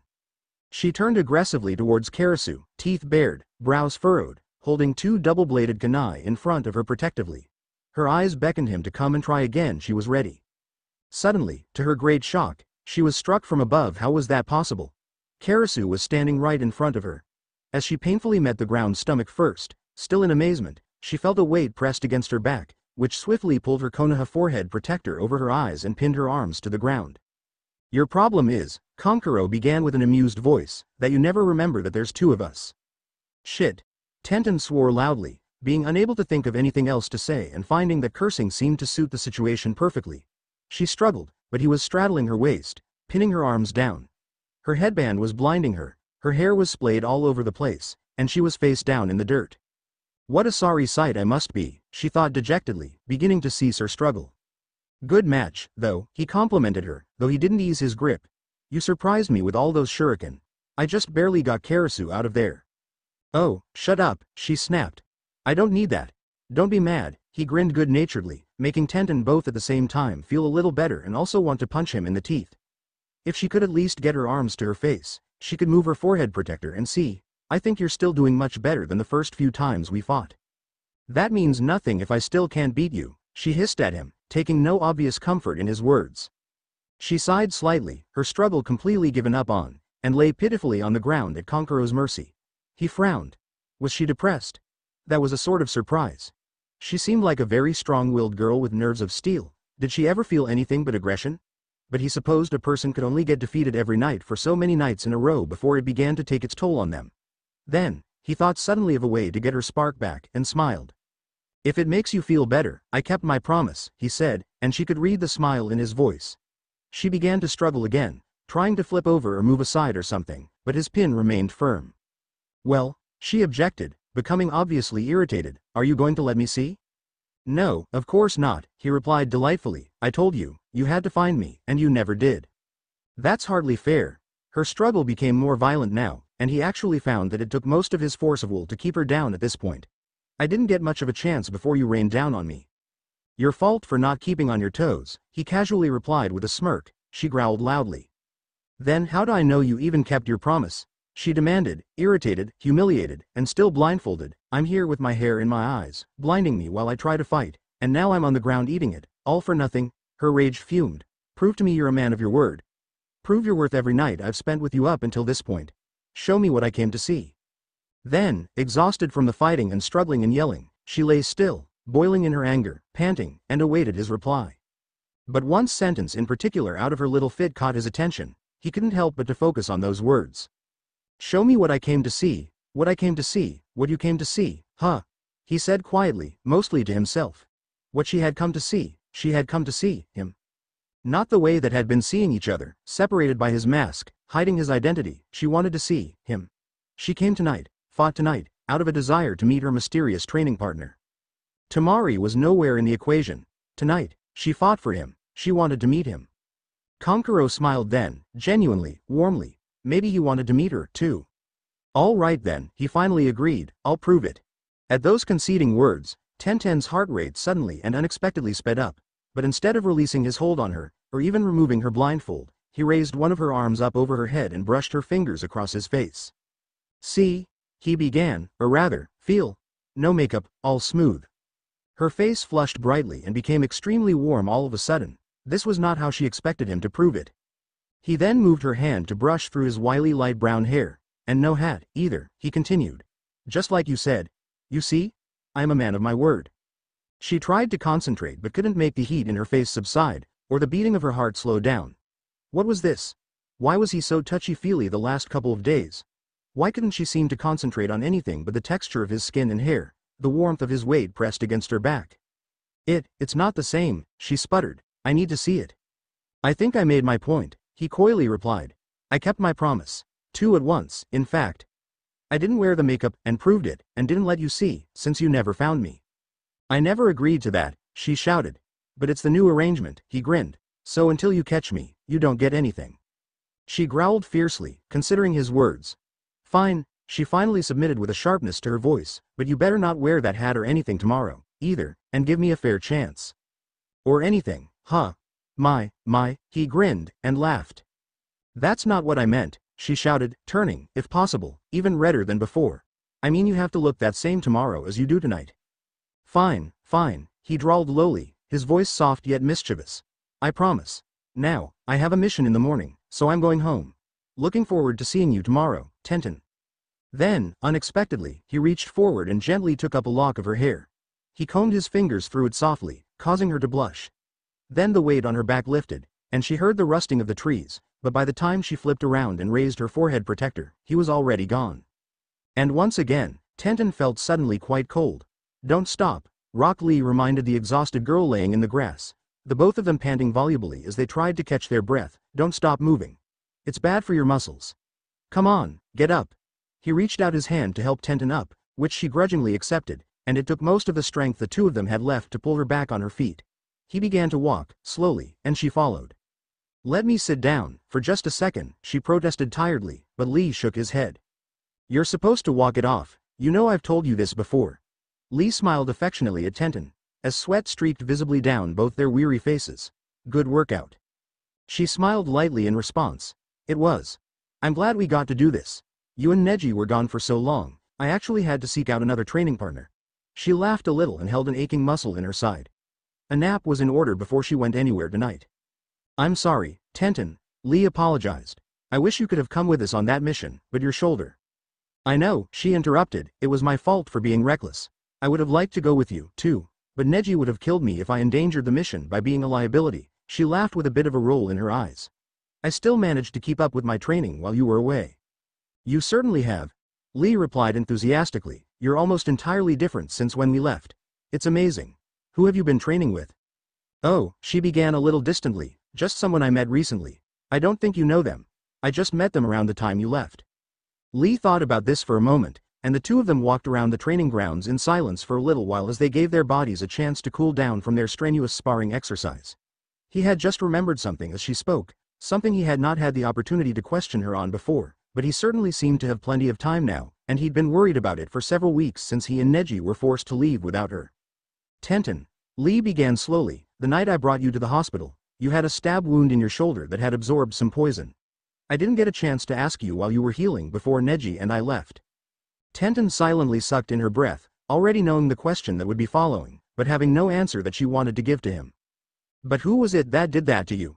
She stopped walking, and stared silently at the ground as she contemplated her reply. What would be the least incriminating response?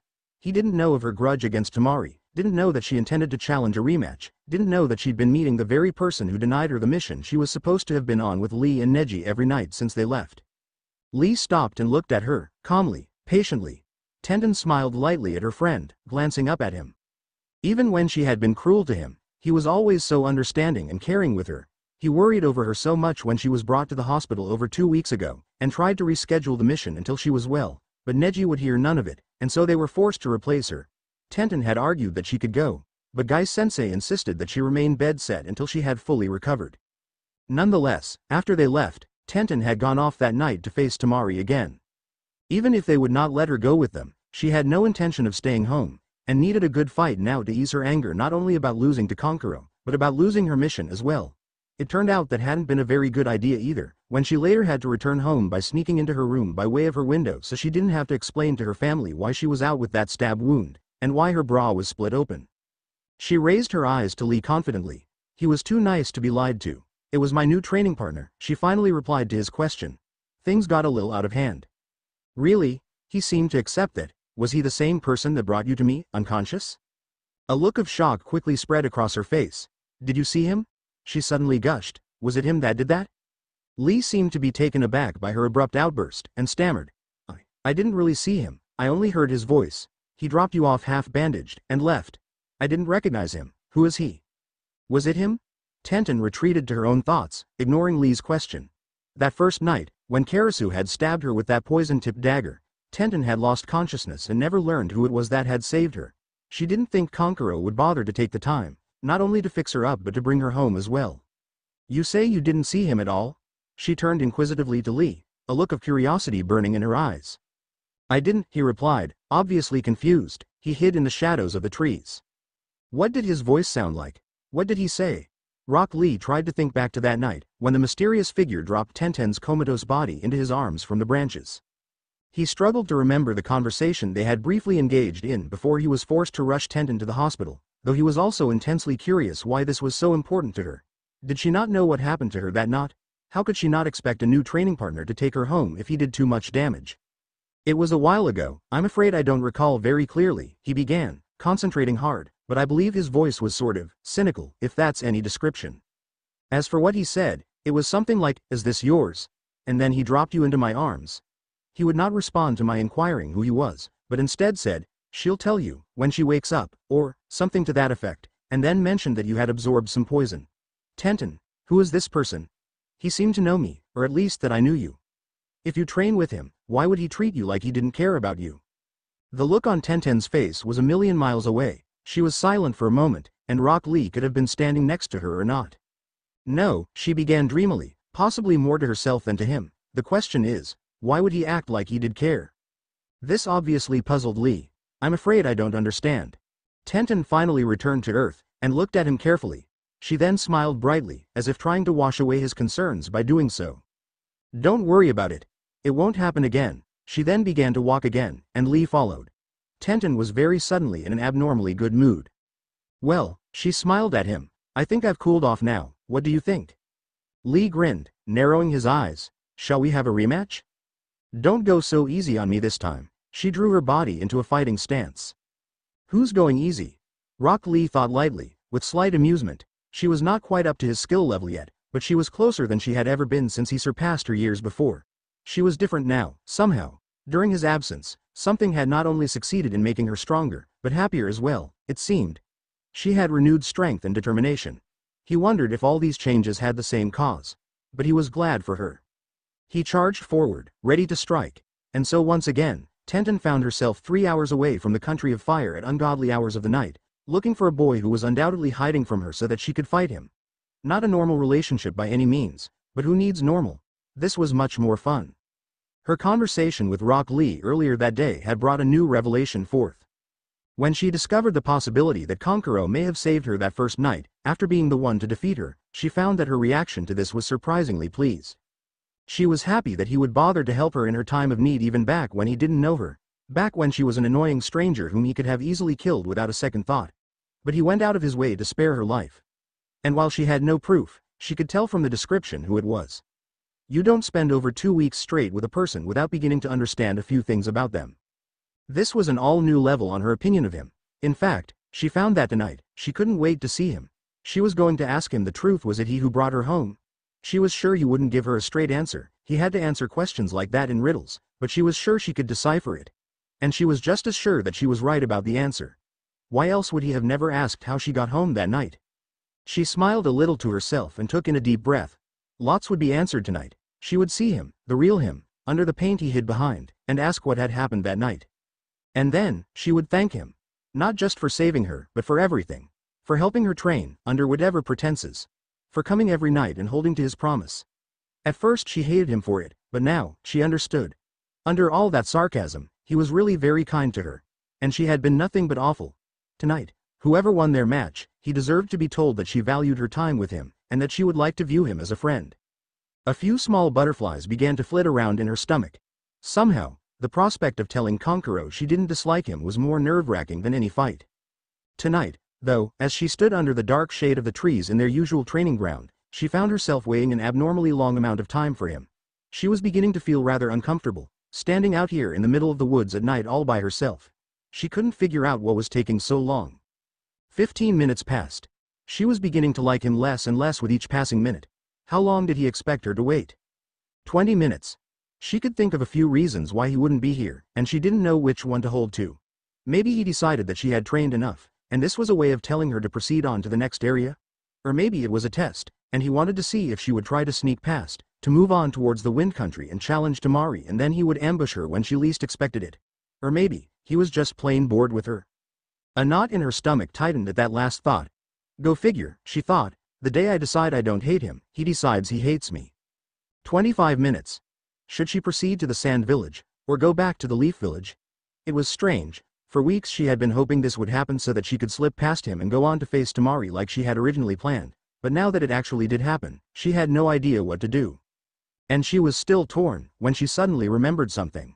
Last night, after their fight, didn't Kankuro say he had a mission for today? Tenten sighed, and with a small laugh, slumped against a tree trunk and sat down. He did say that. That was probably why he was so late, and furthermore, she would be unable to go challenge Tamari anyways, because undoubtedly they were both on the same mission. That explained it. Still, it would have been polite to tell her if this mission was going to take a few days, so she could have stayed home. Letting her stand out here by herself all night was really rude. He must not have thought very much of her, after all. 10 more minutes, she said aloud to break up the silence. I'll give him 10 more minutes, and if he's still not here, I'm going home.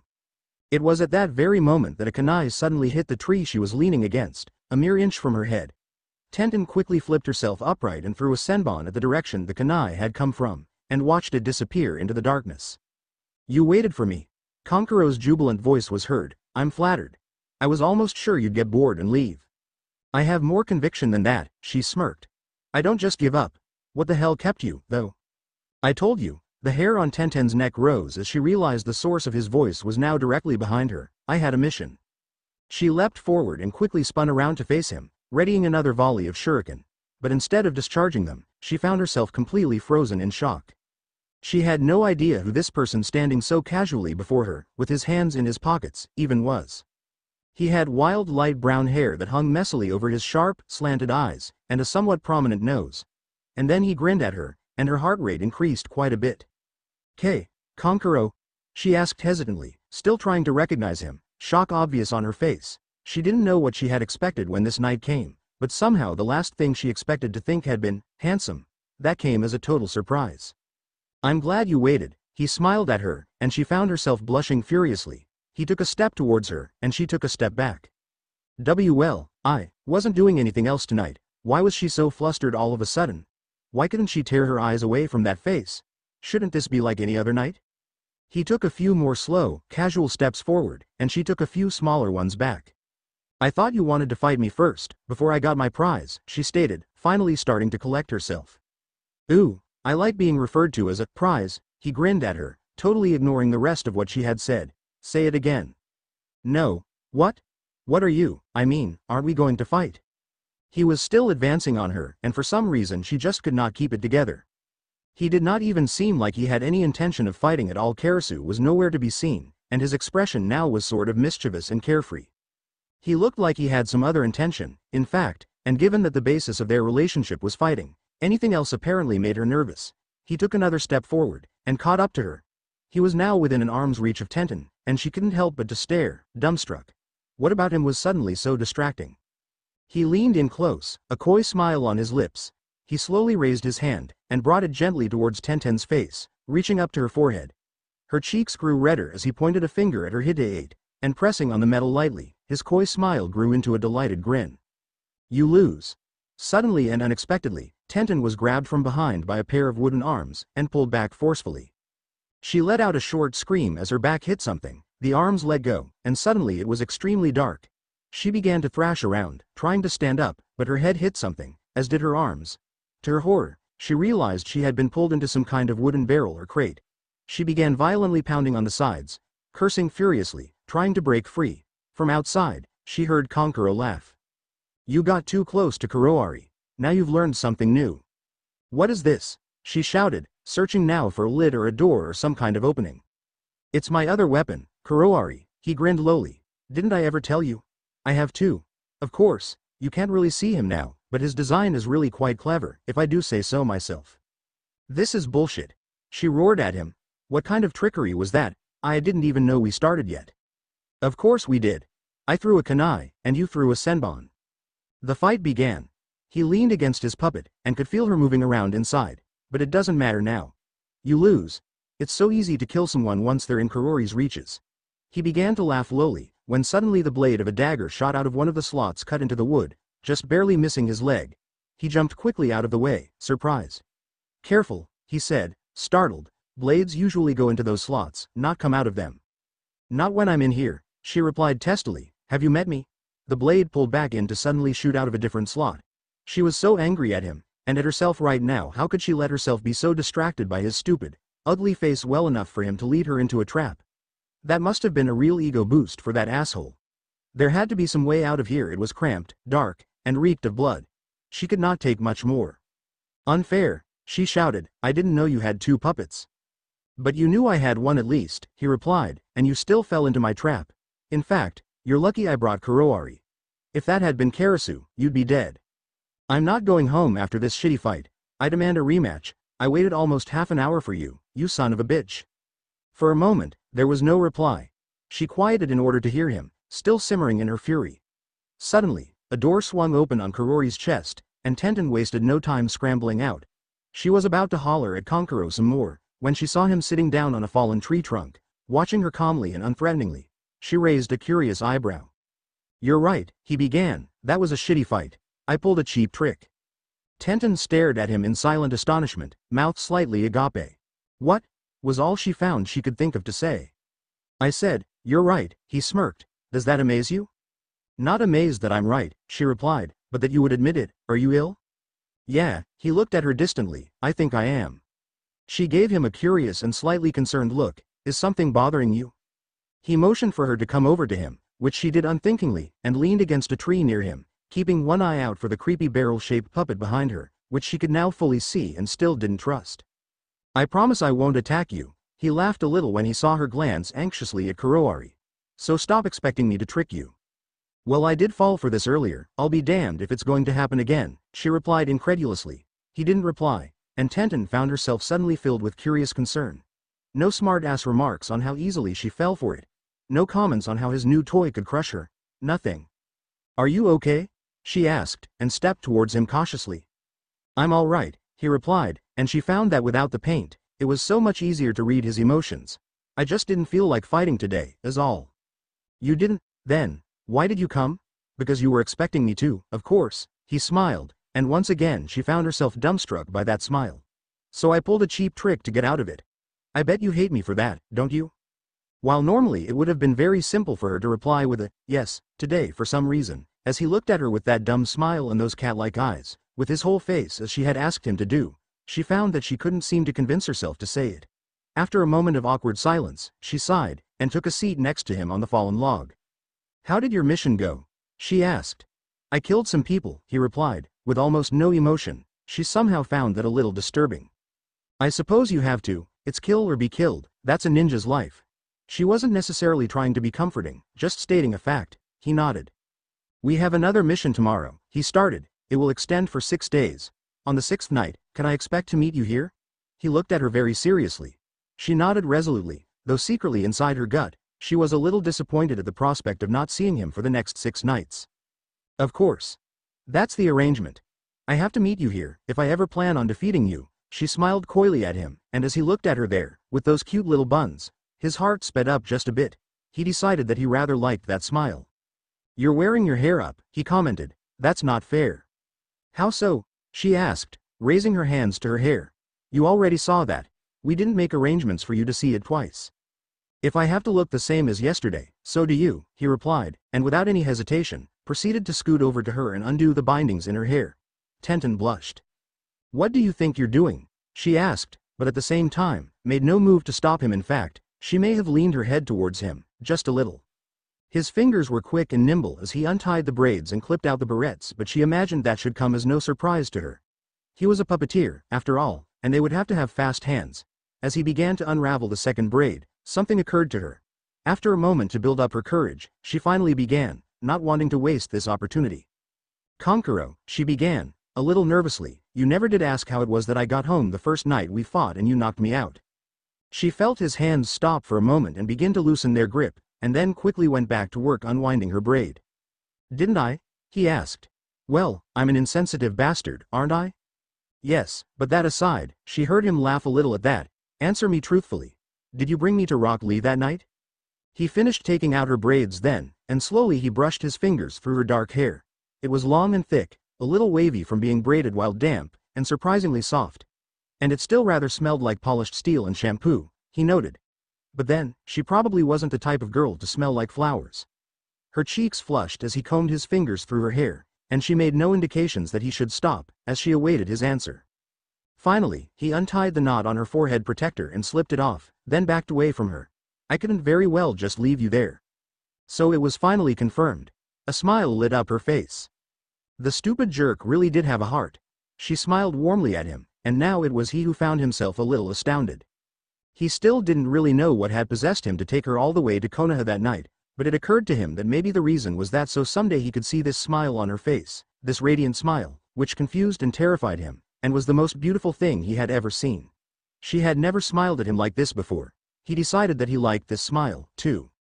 "In that case," she began, a light tint in her cheeks, "I think I should thank you." "You don't have to do that," he began, and turned away, a little embarrassed. "Not just for helping me that first night," she continued, "but for every night, for the past 2.5 weeks. You've held your promise, even though you didn't have to, even though you had nothing to gain from it, and I've gotten much stronger because of it."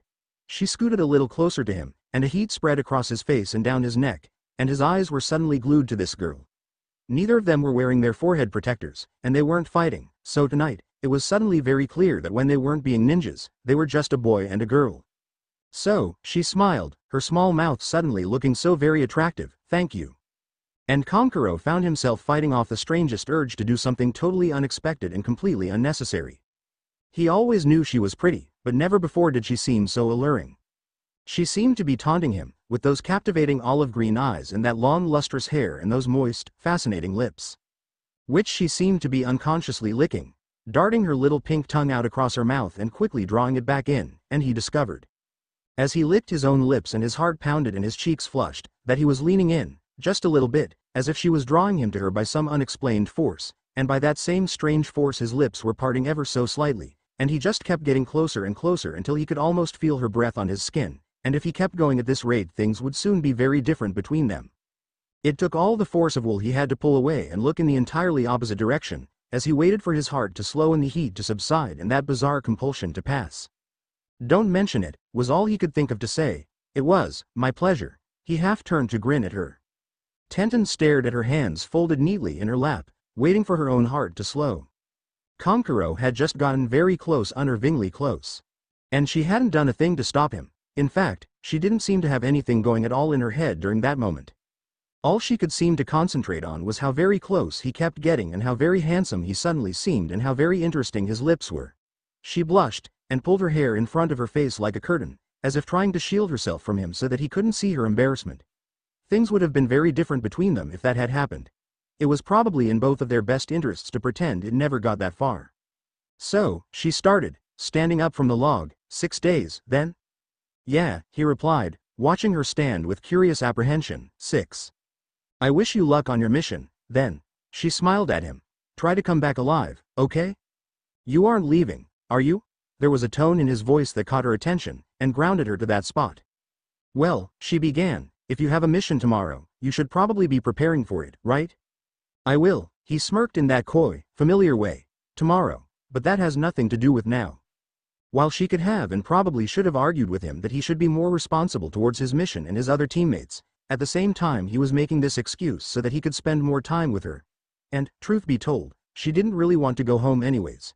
She rather liked the idea of staying here, just a little bit longer. She smirked at him, and crossed her arms over her chest. So, then, she began, if we aren't going to fight, what are we going to do? Well, most normal human beings have conversations with their friends, he replied with a smile. Is that what friends do? She mused. Then perhaps, as friends, that's what we should do, too.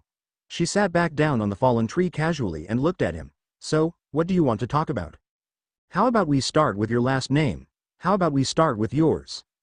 While normally considered a relatively brief length of time, less than a week, even, when one is waiting for something, 6 days can take forever. She had managed to occupy her time pretty well, even been assigned a 3-day mission escorting some rich businessman to the grass country, which she felt was sort of below her, but the time frame was right, but that still gave her 3 days before she could meet him again. 3 weeks ago, if Tenten had been told that within the month she would actually miss Kankuro's company, she would have stabbed the messenger, repeatedly. But as it turned out, her great rival also seemed to be very slowly becoming her best friend. She never would have thought that before their vacation from each other, maybe regarded him as a friend after their most recent encounter, when they had stayed up until ungodly hours of the morning just talking, about everything and nothing, just enjoying each other's company for once, but certainly at that time she wouldn't have considered him her best friend. Until she realized that around 9 p.m., when normally she would already be en route to meet him, she would be getting kind of antsy. By midnight, when they normally met, she would go into a brief, mysterious depression, and if she was not doing something productive, it would quickly become a very bad mood. This was the lesson her teammates learned on their brief mission to the grass country, and since then Tenten had taken to training at night, just to have something to occupy her mind.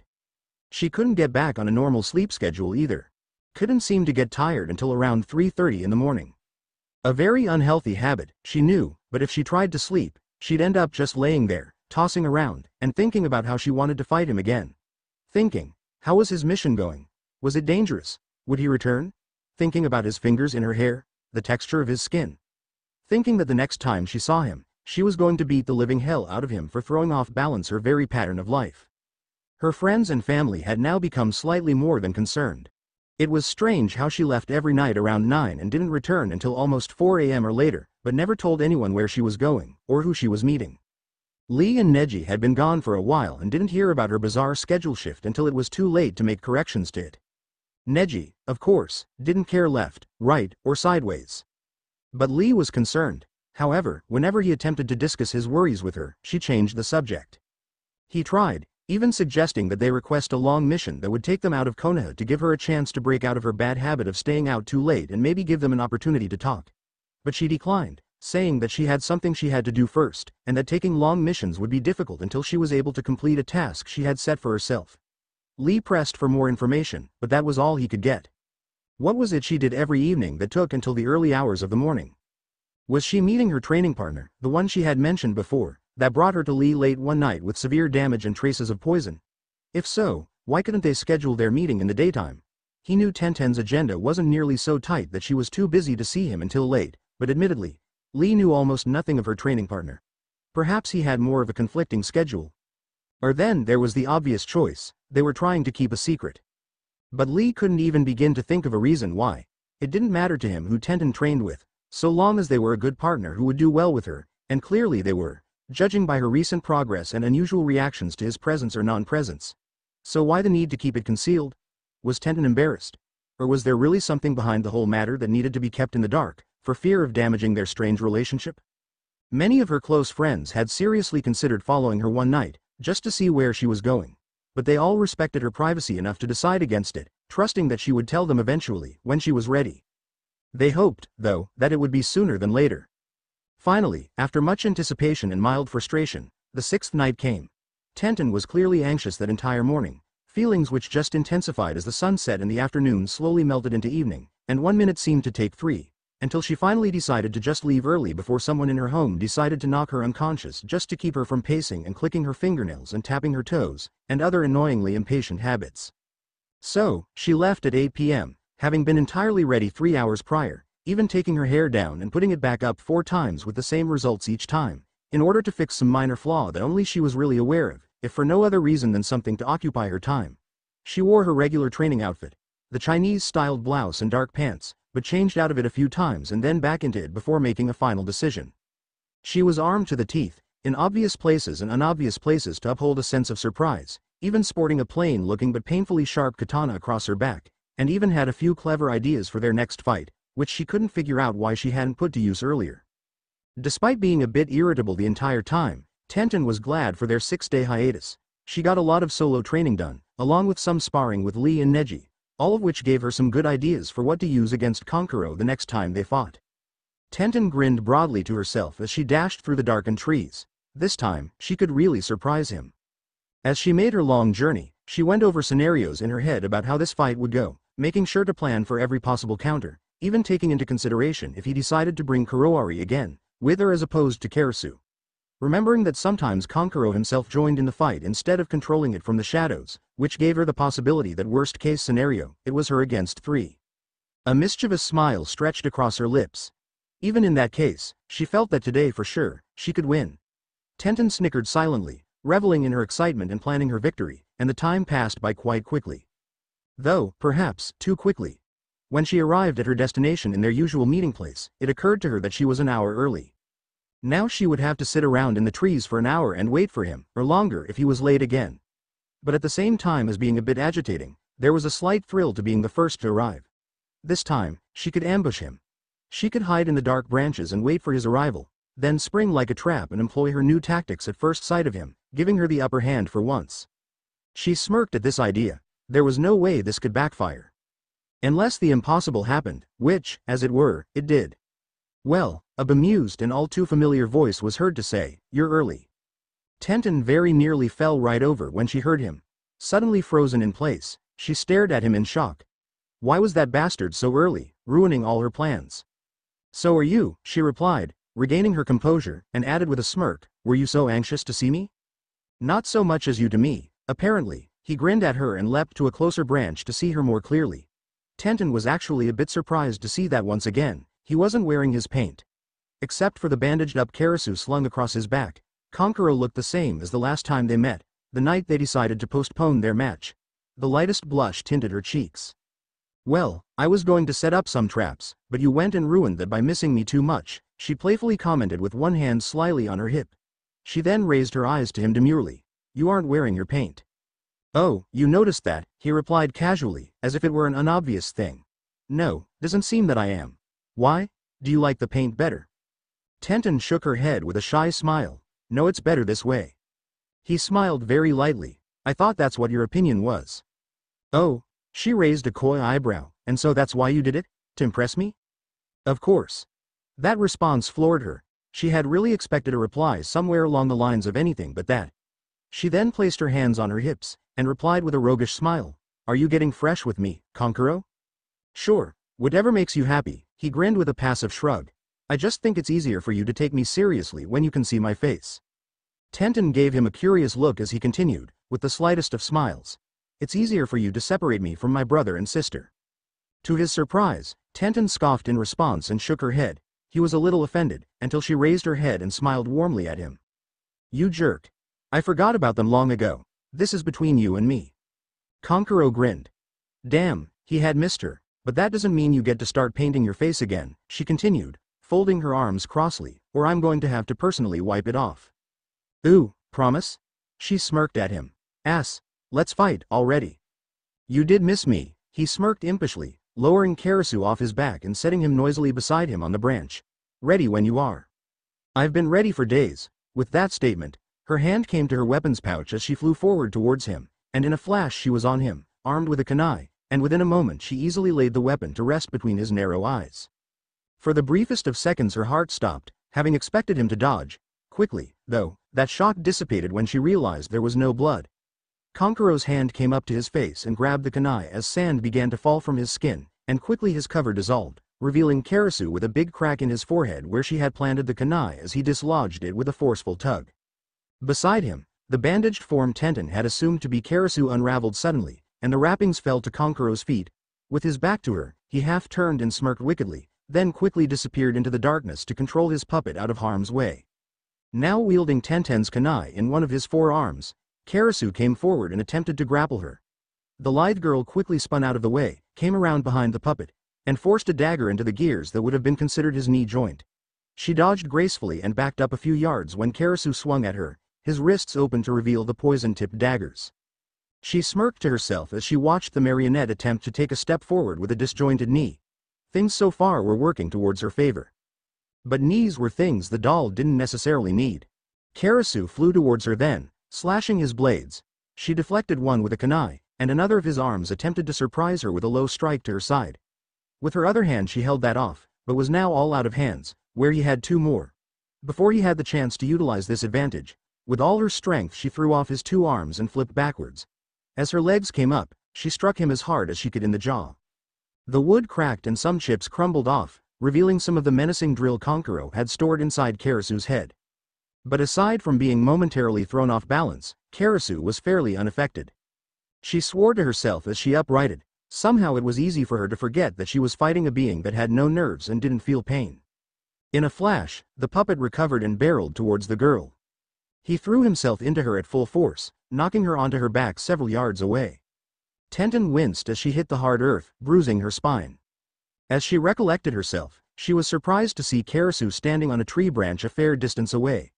His gears whirred eerily and his body began to move oddly. Tenten looked at him curiously, then watched in horror as suddenly the wood on his arms began to spring open, revealing several long knives in each of his four arms. Each thin silver blade gleamed darkly in the faint moonlight, undoubtedly soaked in blood from battles won and promising a messy death. Then, unexpectedly, his joints began to rotate, spinning the gruesome knives at high speeds, increasing the danger considerably. Tenten had never seen that before. Had that always been one of Karasu's features, or was it installed during their absence? The marionette readied itself, its terrible blades spinning treacherously, and suddenly flew down directly towards the startled girl. Tenten had to concentrate, or be pureed by the giant wooden blender rushing towards her at high velocity. Quickly she formulated a plan. The blades weren't spinning by way of chakra. It was a mechanism installed into the doll. If she could stop the gears from rotating, the knives would be easier to dodge. Tenten set her teeth and pulled out her kunai from a special reserve. As Karasu was just a yard away from dissecting her, she discharged them, followed immediately by a volley of shuriken, all carefully aimed. The weapons lodged themselves into Karasu's gears, blocking the mechanics and stopping the knives with a loud screech and a shower of sparks as the metals grinded against each other. His direction now shifted. Tenten dodged out of the way as Karasu smashed into a tree and tumbled unceremoniously to the ground, unable to use his arms. It was about that moment when the seal was activated on the tags Tenten had tied to the kunai, and they exploded. Tenten let out a short, wicked laugh as the wooden doll burst into flames. She then unsheathed the katana at her back. Before the puppet could find a way to stand and fight her as a giant flaming ball of disaster, she rushed towards him, and with all her might, plunged the sword into Karasu's back. The wood cracked as the blade went all the way through and into the ground beneath him. She stomped on the hilt to further lodge the blade into the ground, and for good measure, did the same with a kunai to the back of each of his hands, effectively pinning him down, broken and burning. Every move the puppet tried to make was in vain as the wood burned away, revealing all its hidden weapons and red-hot gears concealed within him. Tenten turned up to the trees where she had last seen Kankuro and smirked darkly. "I hope you brought your other one, because this one is dead." As if in response, a dark figure rained down from the branches, and Kankuro landed in front on her. Wordlessly, he wasted no time engaging her in melee combat, and it was clear by the look on his face that he was not happy with what had just happened. They each drew a short blade and struck, each deflecting off the other's weapon. Tenten jumped back and threw a handful of shuriken at him, which he dodged gracefully, returning a kunai at her. She hopped back and the weapon thunked into the ground at her feet, and then unexpectedly it burst into a purple cloud of smoke. Tenten quickly recognized this as poison. She exhaled sharply, to blast out any poison she may have inhaled, then covering her mouth and nose, ran from the fatal gas. Predicting where she would go, Kankuro made a point to be standing directly in her path as she made her escape, and he was right. She dashed directly towards him, and he lunged his dagger forward, plunging it into her stomach. He knew he had made a mistake the moment the hot blood gushed out of the wound and washed over his hand, staining it a deep red. She gasped and then choked, her eyes wide with pain and shock, and as he pulled out the knife with a grotesque jerk, she winced in pain and her knees buckled, and before his eyes, she seemed to take forever to fall. Her back hit the earth and her eyes still were wide, the blood kept coming and somehow, Kankuro was immobilized. The bloodied dagger slipped from his wet fingers and clattered to the ground and Kankuro couldn't seem to think of what he was supposed to do with this victory. "Oh fuck. Oh fuck. You were supposed to block, you idiot, Tenten? Are you okay? That didn't just happen. You aren't that stupid. Oh fuck, the blood. She's still bleeding. What the fuck do I do? Is she breathing? Is she conscious? Fuck. What do I fuck? His body couldn't seem to figure out how to move and his mind couldn't comprehend. There had to be something he was supposed to do in the situation, but he didn't know what it was. Stop the bleeding. He had to stop the bleeding. He remembered then the bandages he kept Karasu wrapped in. If he didn't do something quickly, Tenten was going to die. As fast as he could, he located the bandages and pulled them back to where she lay. With shaking, slippery hands, he carefully pulled up the material of her stained blouse and revealed a deep, merciless cut up her abdomen, her flesh torn and her blood pouring out and pooling beneath her. He drew in his breath sharply, pained by the sight, and attempted to wrap the bandages around her wound, but the blood wouldn't stop and his panic was overwhelming. The last time he had seen this much blood, the person died. He clenched his teeth and his body froze as a sense of dread suddenly washed over him. The fucking poison. That dagger was poisoned. Oh God, why did I do that? Why would I have brought the poisoned daggers? That was so fucking dumb of me. I never actually wanted to kill her, you stupid girl. Fuck. Hot tears burned the corners of his eyes and he ignored them as hard as he could as he tried to tend to her wound, but she kept soaking through and he was going to run out of clean bandages, and then there was the poison and, oh shit, how long did it take for that stuff to kill a person? Had she at least bled most of it out by now? A revelation. The antidote. I keep a fucking antidote. You don't deal with poisons unless you fucking have one. He fumbled through his pockets clumsily, his blood-soaked and still uncontrollably shaking hands racing and panicking as sweat streaked down his face. The fuck? Where was it? Did he bring it? Why couldn't he find it? Oh God, there was no time for this. Oh Jesus, she was going to die. Finally, he pulled a small vial of light-colored liquid out from his clothes. He breathed a sigh of relief and carefully tried to unscrew the cap. He took a deep breath, trying in vain to calm himself so that he didn't spill it all by shaking too much, then placed his hand under her head and tilted her face upwards to pour the fluid into her mouth. Don't die. Don't die. Whatever you do, don't die, if you ever want to see your friends. If you ever want to face Tamari, if you ever want to fight me again. Swallow this. And don't you dare choke on it, God damn you, don't do this. Don't die. Her throat opened up and the antidote slid down and Kankuro thanked whatever God had blessed him for that. The poison was at least taken care of, but he didn't know if there was any irreversible damage already, couldn't think straight to do the math. Now there was just this giant gaping hole in her stomach and he just kept pressing his hands to it, but they just kept soaking up more of her blood. And did she have very much left? He couldn't even tell if she was alive or dead, her skin was so pale, but no one was going to come and there wasn't a hospital for miles, but he couldn't help her all by himself, that much was clear. Hey, I just saw her move, I think she's waking up. Very distantly, Tenten heard someone's voice. It was familiar, loud, and somewhat energetic. She tried to speak, but somehow, couldn't remember how to do it. She made a sound. Tenten, follow the sound of my handsome voice, and let the spirit of youth recover you. Another, similar voice, but deeper and more annoying. She scowled, and somehow, managed to control the movements of her eyelids. Vision blurred slowly into focus. A white ceiling and two strange green blobs hovering over her. They gradually melted into the shapes of Rock Lee and Guy Sensei. She groaned. Are you in pain, Tenten? Lee asked, his voice ringing with genuine concern. It stings, she said coarsely through her teeth as her vocal abilities came back to her. Despite not saying what it was that stung, Guy and Lee seemed to understand. Should we have the nurse get you some painkillers? Lee asked, but Tenten shook her head. It's nothing. It isn't that bad. Lee said something, but she didn't listen. She was looking around, trying to figure out where she was, and how she had gotten there. It was clearly a hospital, and it must have been in Konoha because she barely recognized the view outside her window. A sharp ache in her abdomen told her why she was there, and she vaguely remembered how it had happened. I was fighting Karasu. No, Karasu burned. It was Kankuro. I was running from him, or, from that poison, that's what I was running from, and then. She couldn't remember what had happened next. How did I get here? She asked them painfully. Guy and Lee exchanged worried glances. We would ask you the same thing, Lee explained. We were told by Neji that you were here. The nurse said she didn't recognize who brought you here. You have the same type of wound Lee found you with a month ago, Guy continued. Tenten, however much it may pain you, you must tell us how this keeps happening so that we may help you. Was it the same person as before? Do you have a rivalry with them? Or does it go beyond a rivalry into something more dangerous? Are you in some kind of trouble, Tenten? Their words were beginning to annoy her. She felt disgusting enough as it was, and these two interrogating her was not an improvement to her mood. Finally, she tore her line of sight away from the window and locked eyes with them angrily, her face betraying her irritation. Do you think I'm incompetent? She asked them harshly. Guy regarded her calmly, but Lee appeared startled. She continued. Give me a little credit. I know what I'm doing. These things happen. I'm a weapons expert. It's expected for me to take a hit now and again. I chose to go to that fight, and in choosing, I understood the risks involved. If I didn't take these risks, how would I improve? I don't want to be saddled with easier missions with minimal threats. I want to know how to handle the danger, want to receive recognition for my talents. I want my skills appreciated, and I want to fight. Please stop treating me like I don't know what I'm doing. It's very disheartening. Finally, she took a deep, relieving breath, and after a moment of looking into their eyes, gazed down at her hands, somewhat ashamed. Lee and Guy were very quiet. She hadn't meant to snap like that, but she was more than done with being underestimated, and felt as though that had been a long time coming. She was so ashamed. From letting loose on her friends, from the humiliation of losing a fight so badly that she needed hospital care, and from the anger that it appeared Kankuro wasn't even around to make sure he hadn't killed her. She put her fingers to her temple, trying to will herself to calm down.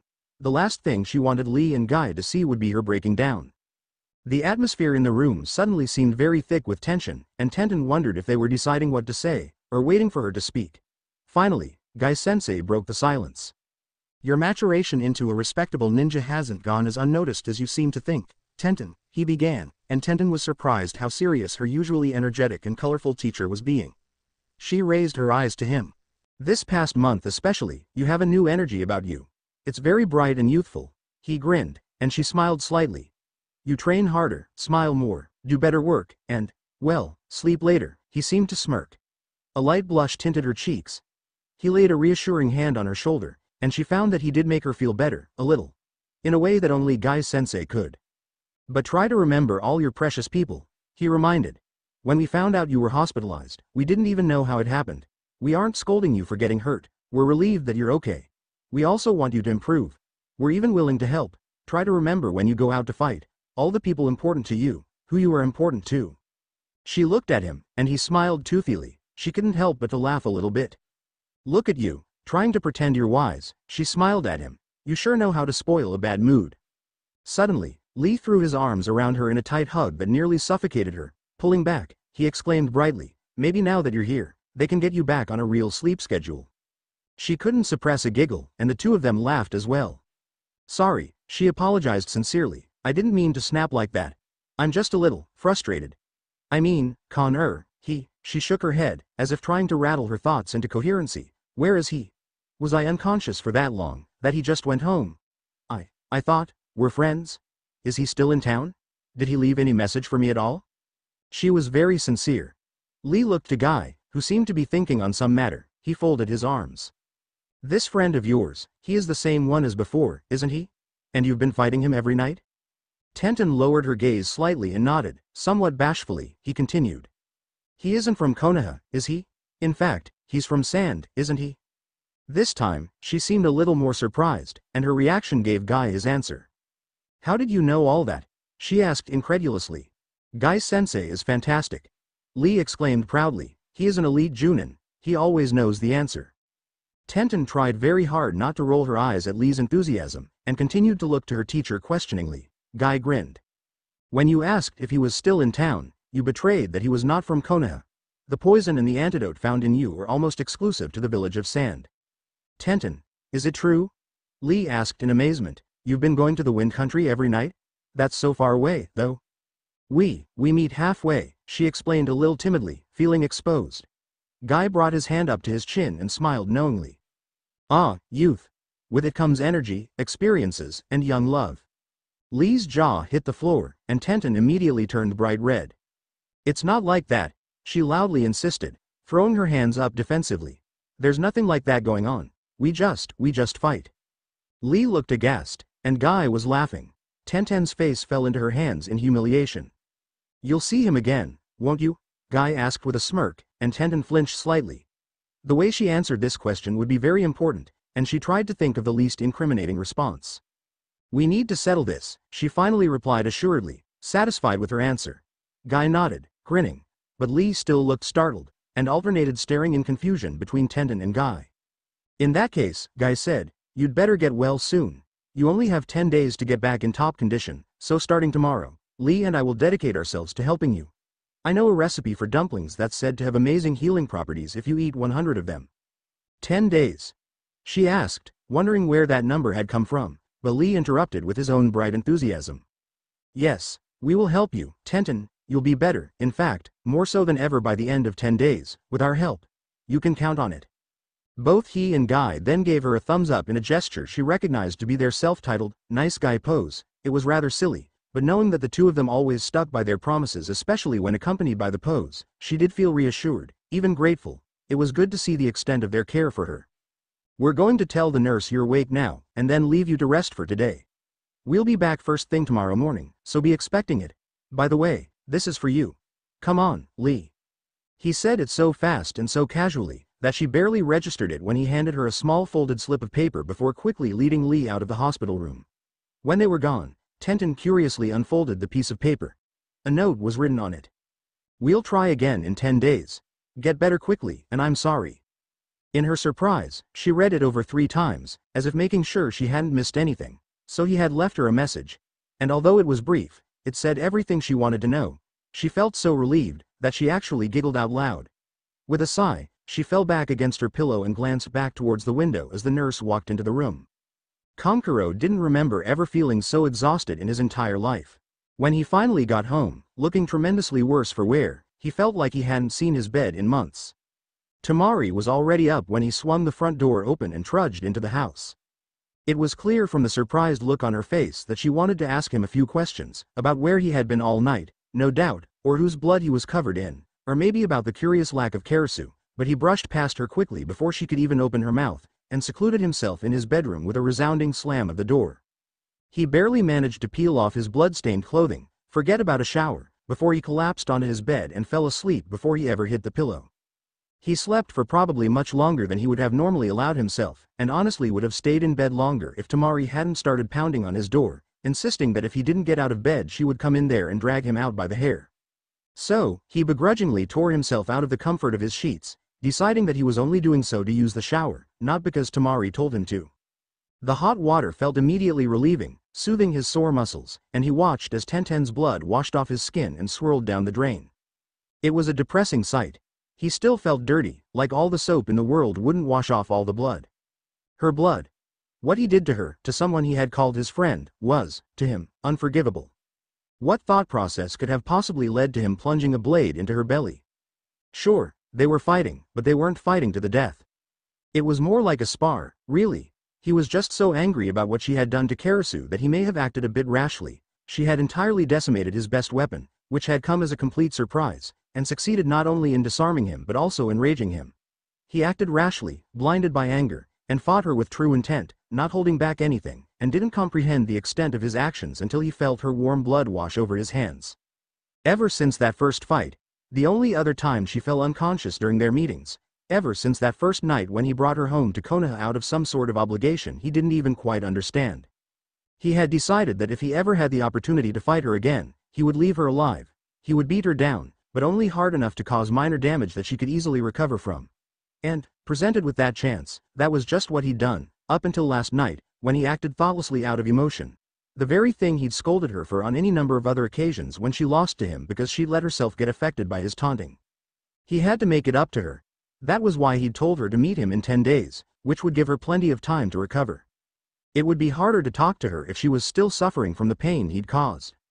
He wouldn't bring any weapons, they weren't going to fight. He needed to talk. He needed to tell her that he couldn't fight her anymore. He couldn't attack someone that he didn't actually want to die. Especially since her skills had been improving so much lately. It was forcing him to stop holding back, and when he did that, blood was spilt. Her pride would be wounded, he could count on that. She would accuse him of thinking her to be weak, so much that she can't even defend herself, protest that she didn't need his protection, exclaim that she came here to fight and she wanted a challenge. But wouldn't she also be offended if they did continue their battle, and she realized he wasn't trying to hurt her, that he wasn't utilizing all his skill? He couldn't hurt her, not anymore, not after what happened. He cared about her too much for that. It was so peculiar, how far their relationship had come in just 3 weeks, and to think, their first 2 encounters, he'd challenged her just because he felt like being irritating. He had enjoyed deflating her ego those times. Now, he enjoyed nearly every minute he spent with her. Every scowl, every smirk, every bit of her. But not the blood.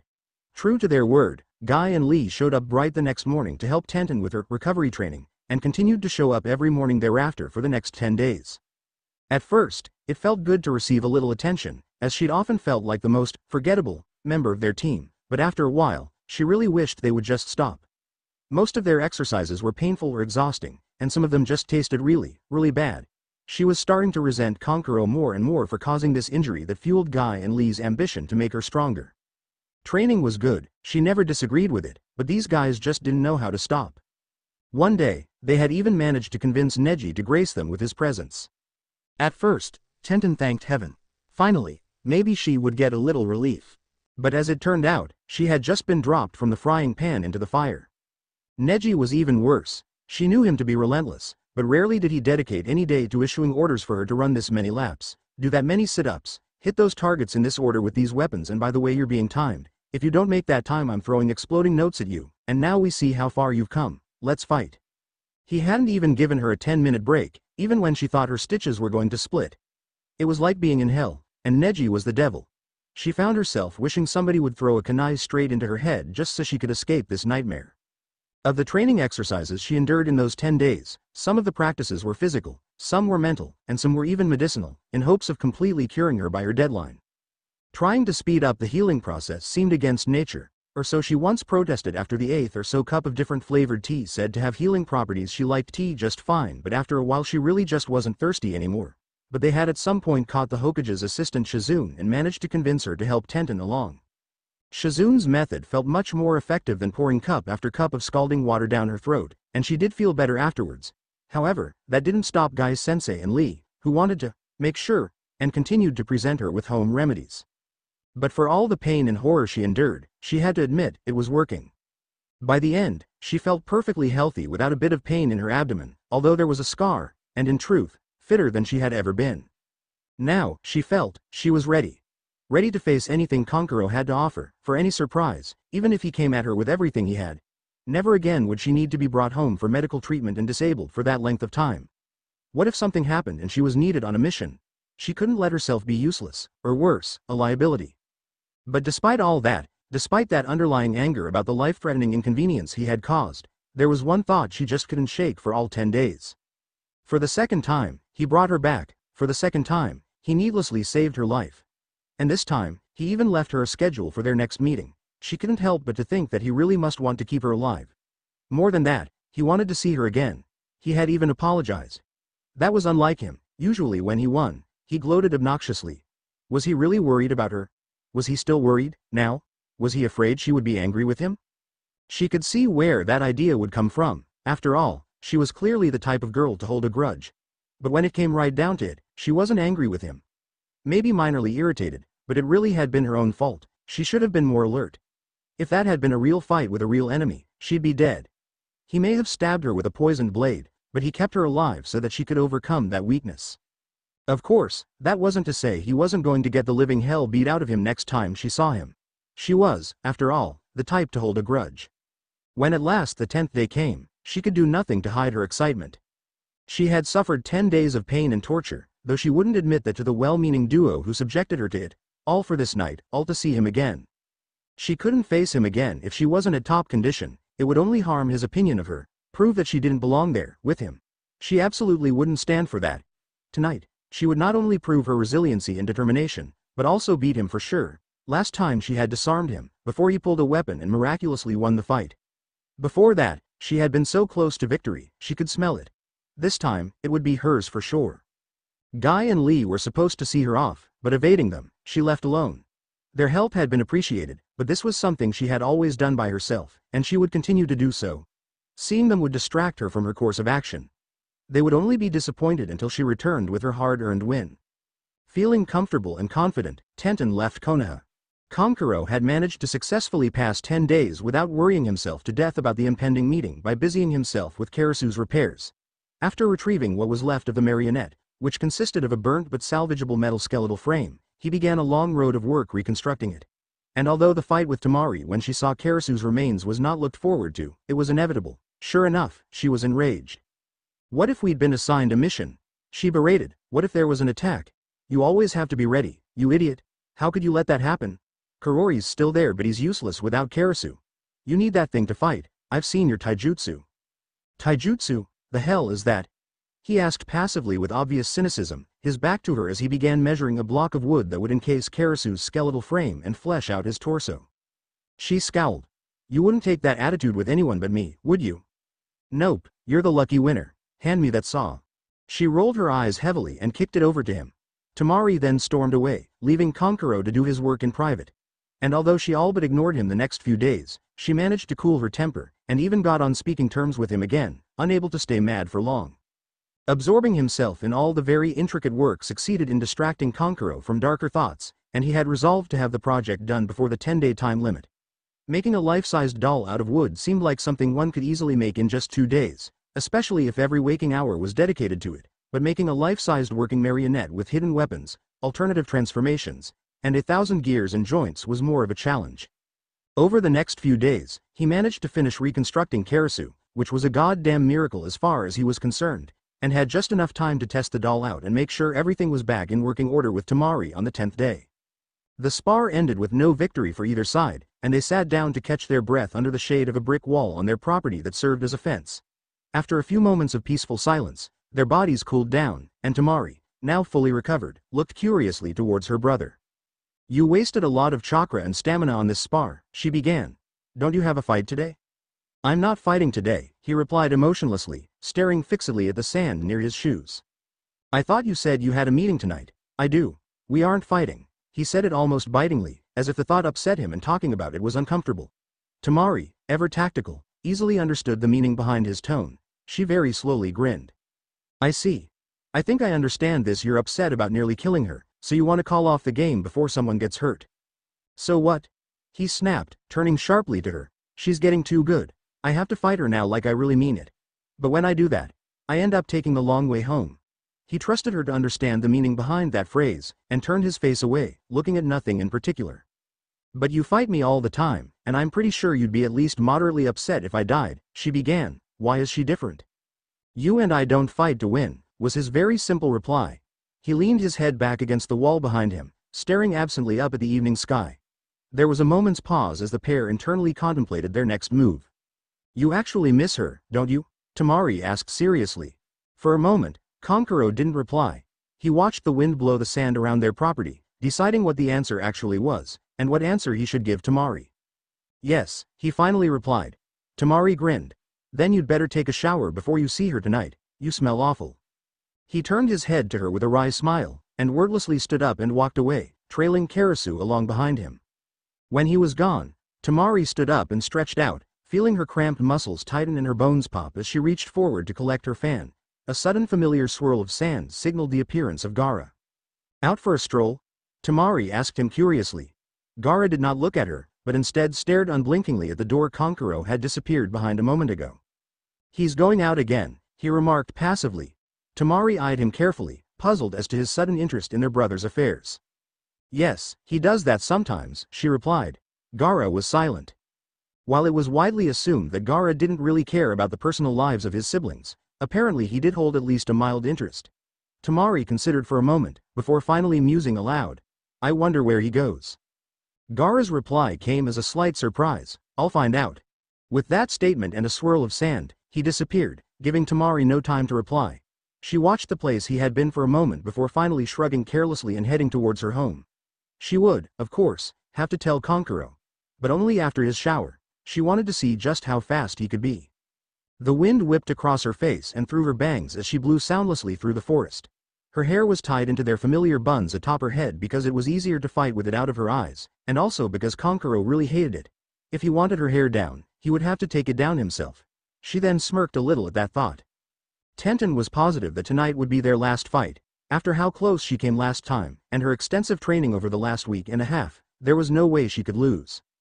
Faster and faster she ran, so close to her destination. She was anxious. It had been too long. Far be it for her to admit even to herself, but during her week with Guy and Lee, he had never been far from her thoughts. After all, he was the reason she was enduring this grueling training regimen. She wanted to see him again. She wanted to hear him again. God forbid, she even wanted to feel him again. She wanted him to fight her personally in melee combat again, wanted to see that look of concentration on his face, as even he knew that when it came to close combat fighting, she was a level above him. Maybe this time, she would grapple him. This time, she would pin him down and force him to taste the dirt, as she so often had.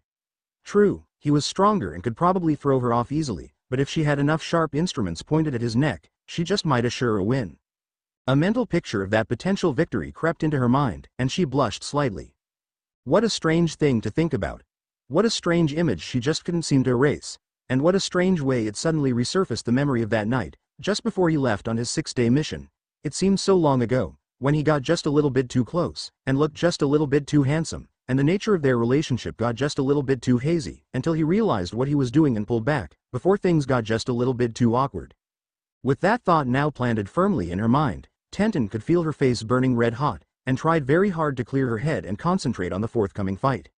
It wasn't much longer until she reached their meeting point. Already, she could see a dark silhouette standing plainly out in the open. She smirked to herself. Did he miss her that bad, that he would just come right out to say hi? Quickly, though, her smile evaporated. The mood tonight, the atmosphere around him, it was different. Something was different. Something was wrong. She slowed down and entered the vicinity cautiously, her guard raised, her senses on alert. Finally she stepped close enough to understand her sudden discomfort, and when she did, her blood froze, and her face drained of color. That wasn't Kankuro at all. Tenten was still, her body frozen in shock, her face betraying her horror. It was Gaara. It was Gaara. Why was he here? She looked around at her surroundings. Could she possibly have the wrong place, the wrong time? No, that couldn't be. This was clearly the place. The damage shown on the trees were evidence of past fights, and she had counted 10 days to the minute, although, he could have meant 10 days from the night he gave her the note, not the morning she received it. Gaara looked at her, his features registering, from what she could tell, absolutely no emotion, not amusement, irritation, loathing, curiosity, anything. She had heard that he wasn't nearly as homicidally insane anymore. He had even once helped her teammate Lee out of a tight spot with the last Kagaya. But that wasn't too long after he had crushed Lee's bones, also. She had seen him very rarely in the past, and he intimidated her every time. Was he out here to be alone, and she had interrupted him? Or, scarier still, was he waiting for her? How much had Kankuro told his brother about their nightly encounters? Moments passed. She knew she had to say something. Standing out here like an idiot was probably not her best course of action. But the only thing she could manage to vocalize was, So, he began slowly, and she still couldn't find any traces of emotion in his voice. You're her. Breathe. Think. Breathe. Think. Where's Kankuro? He is on his way. I just wanted to meet you, since you seem to have become so important to him. Tenten did not know how to respond. She didn't know Gaara was interested in Kankuro's life, but there were lots of things about both of them that she didn't know. What's your name? He asked suddenly and with no hint of any real interest in the answer. It's Tenten, she replied nervously. Was this going to be tonight's adventure? An awkward evening with Gaara? He made a small noise, indicating that he had heard her but did not care. Tenten bit her bottom lip uneasily, glancing around. He had said that Kankuro was on his way, right? How far along was he? How long would she have to be alone with Gaara? He seemed like he was studying her, analyzing, judging. Was he really so concerned about the people his brother meets, or was he just curious because his brother didn't meet many people? He took a step towards her. Startled, she took a step back. To this reaction, she saw on his face the lightest trace of a smirk. Are you frightened? He asked with slight amusement. Tenten very carefully considered her reply. What was the correct answer? She was sure in this case, there would be one. Just surprised, she finally decided, and it was true anyway. He didn't move anymore, so it must have been the right answer. Then, his face went alight with recognition, and he seemed to come to a conclusion he had been trying to reach. Now I remember, he started carelessly, where I've seen you. You fought against Tamari and lived. Tenten was horrified. He actually remembered that. She had prayed he wouldn't know her, or at least that if he did it was because she was teammates with Lee, whom he didn't seem to hate, not that humiliating defeat. Her mouth slacked and she couldn't think of a single reply that she wanted him to know. Yes, I fought Tamari. Yes, I lost. Yes, that's partially why I'm here. Oh, no, would he actually ask why she was here, or how she had met Kankuro? No, he couldn't possibly have any interest in that, but then, he had shown up for the sole purpose of meeting her. He just might show a vague curiosity in her first encounter with his brother. She prayed that he wouldn't as hard as she could. She wasn't stupid enough to tell Gaara that something was none of his business, and she didn't know how well he could see through lies, but he absolutely could not know that she had met Kankuro on her way to challenge Tamari. Gaara seemed to be moderately entertained by Tenten's obvious mental turmoil. He might have continued, but Tenten was saved by the sound of someone crashing through the trees towards them at top speed. making no clear effort to mask his presence. It was Kankuro. Tenten was so relieved she could have burst. My hero, she thought as Kankuro stopped on a branch above them. She had never been so happy to see him. But her smile quickly vanished as she registered the look on Kankuro's face. He was glaring at his brother, shocked and enraged, his eyes wide and his teeth bared. What are you doing here? He barked, incensed. Gaara remained cool. I just wanted to see who it was, he replied simply with a light smirk. Tenten wondered if maybe he showed up not to see her at all, but for the sole purpose of pissing off Kankuro. It's not any of your business, where I go or who I see, Kankuro snapped, and Tenten was startled to see him so vicious. He was usually much more relaxed, and besides that, she had never known anyone to ever lash out at Gaara. Unconsciously, she took a step back, hoping this argument didn't lead to bloodshed. She didn't know them well enough to know if this was common, or if it was unsafe for Kankuro. It does, if it will affect a mission, Gaara replied, showing for the first time slight agitation. Your weapon was needlessly destroyed. That's bad for business. Tenten's gut wrenched. It had been she who destroyed Karasu. Had she caused a huge problem for Kankuro? She had assumed it would inconvenience him, but she hadn't even thought that it would inconvenience Temari or Gaara. And to think, she had been so overjoyed when she did it.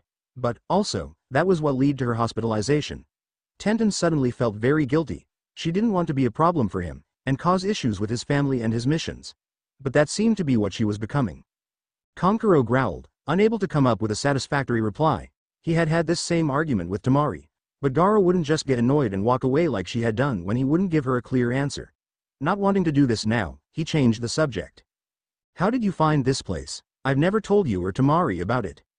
Gaara's steady gaze remained trained upon his brother. You've broken a trail. Kankuro inwardly swore. That was probably true. He'd been coming here every night for a month, and after a while, made no real effort to hide his trail. It didn't seem like anything that would ever be a problem. He should have been more careful. He should have considered that someone might follow him someday, for some purpose or another, and now, Tenten. He glanced over to her. She looked terrified. Was it because of Gaara? You didn't do anything to her, did you? He shot an accusatory look to the other boy, who scoffed. That would hardly be necessary. I told you I just wanted to meet her. And you have now, so go home. Inwardly he was not hard-pressed to admit that issuing orders to Gaara frightened him a little, as the old Gaara would have wasted no time crushing his windpipe with a grip of sand and not a second thought, but that side of Gaara had receded recently, and Kankuro hoped it wouldn't resurface, because the elder boy could not seem to control his anger. What he did out here and who with was no one's business but his own. His relationship with Tenten was a matter only between the two of them. This is between Tenten and me. It has nothing to do with you, O.R. Temari. Tell her that. I know she put you up to this. There was a moment of heated silence as the two brothers stared hatefully at one another, expressions livid. The atmosphere was thick with tension, and Tenten was terrified that Gaara would lose it completely and splay Kankuro across half an acre. It was clear he didn't like being told what was or was not his business, and more than that, issued orders. But Kankuro's expression never faltered, his determination remained steady, and after what must have been the longest minute Tenten had ever suffered through, Gaara turned his back. He began to walk towards the sand village. As he passed Kankuro, he paused briefly and turned towards him. Kankuro noted that his expression had changed now. Instead of reflecting deep rage, he now displayed a very wicked smirk. Brunette. Kankuro gestured violently towards the direction Gaara faced, and with a whirl of sand, the younger boy was gone. Tenten let out a deep, relieving sigh, but was immediately startled again when Kankuro turned his furious eyes on her. Why are you here? He demanded fiercely, his face showing none of the softness or smugness it usually held. Tenten was stunned by his attitude. For a moment she was sure her heart stopped, and then she quickly began to boil with anger. Because you told me to come, you jackass. She retaliated vehemently, displaying the same savage hatred she had shown him on their first encounter. His sudden shift in personality towards her confused and enraged her. How could he possibly be angry with her? She had only done as he had asked. She was expecting Gaara's arrival just as much as Kankuro was. Kankuro's expression remained. His assault on her continued. I mean, why do you keep coming here? I'm not who you want to fight, and there are a million ways to get around me. You could take a different path, or come at an earlier time. I keep coming here because I said I would. She spat venomously, and you said you would, too. You said you wouldn't let me pass until I beat you, and I agreed. What's so difficult about that? So you keep coming because you feel honor-bound to come. He raged harshly, and Tenten's stomach tightened. She realized that she was shaking slightly, but couldn't seem to make it stop. Tears threatened to fill her eyes, but she held them back as hard as she could, not wanting to display a weakness now, not wanting to break down now. What brought on this anger he was displaying she couldn't say for certain, but she was starting to see where it was leading. "I come here because I want to come," she yelled, and Kankuro scoffed visibly. "You come here because you want to fight. Even after what happened last time, you've brought your arsenal now," he sneered, gesturing towards the weapons she visibly wore, and her blood boiled with intense rage, and at the same time, her heart felt as though it was being crushed with a fist, and it hurt. "You didn't leave me any instructions not to." It was very difficult for her now not to sound hurt by his words, but she managed to restrain the tears, which fought and burned the back of her eyes. "In fact, your note said we would try again. What was I supposed to take that to mean?" There was a prolonged moment of stifling silence. The air between them was thick with heated tension. Kankuro seemed to straighten up and collect himself, but the harsh anger in his eyes did not subside. "I'm tired of this game, now," he started, and despite the obvious aggression, she was slightly surprised to hear underlying tones of weariness and pain in his voice. "I don't want to fight you anymore, go home." And with those cold words, he turned his back on her and disappeared into the dark shadows of the trees. Tenten found herself momentarily blinded by her own watering eyes as she watched him go. It seemed so surreal. Did that actually happen? Was it possible that she was still laying in that hospital bed, having a nightmare? Or maybe that wasn't Kankuro at all. That certainly wasn't the Kankuro she knew. But the pain was real, and the tears were real, and it all became a horrible reality as the weight of what had just transpired came crashing down on her, and before she knew it she was turning and speeding towards Konoha, the tears burning a salty trail down her cheeks. She could not stop them now, she did not try. All she knew was that she needed to get away, needed to run, to go to a place where pain didn't exist. Maybe she could outrun her despair. She didn't understand what had just happened, but it hurt. She hurt like she had never been hurt before. "He's so stupid," she thought as she ran, teeth gritted in a feeble attempt to hold in her choking sobs. "So stupid. What is his problem? It was his idea. He told me to come back, and so I did. How can he get angry for that? I haven't done anything to offend him. I've done everything he's ever asked." She wiped her reddening eyes on the back of her arm, but the hot tears continued to flow. Her heart thudded violently against her chest, threatening to crush itself against her ribs. "I shouldn't have come tonight. I shouldn't have started coming at all. How could I let a stupid guy like that get to me? I hate him. I wish I'd never met him. I can't believe I actually missed him. I can't believe I wanted to see him." She stopped running to avoid stumbling when her legs began to give way under her, and rested against the trunk of an old oak tree, shaking from anger and sorrow and confusion. Her eyes were still streaming, hiccuping from the sobs she was repressing, wishing she could stop crying, stop hurting, brush the whole matter off, but she couldn't. "I can't believe he would say those things to me, questioning my motives. I thought we were friends. What did he mean? He's tired of this game? What did all those nights mean to him? Was he making a toy of me, all this time? Was I an evening's entertainment? Or does he think I was toying with him, using him in some way?"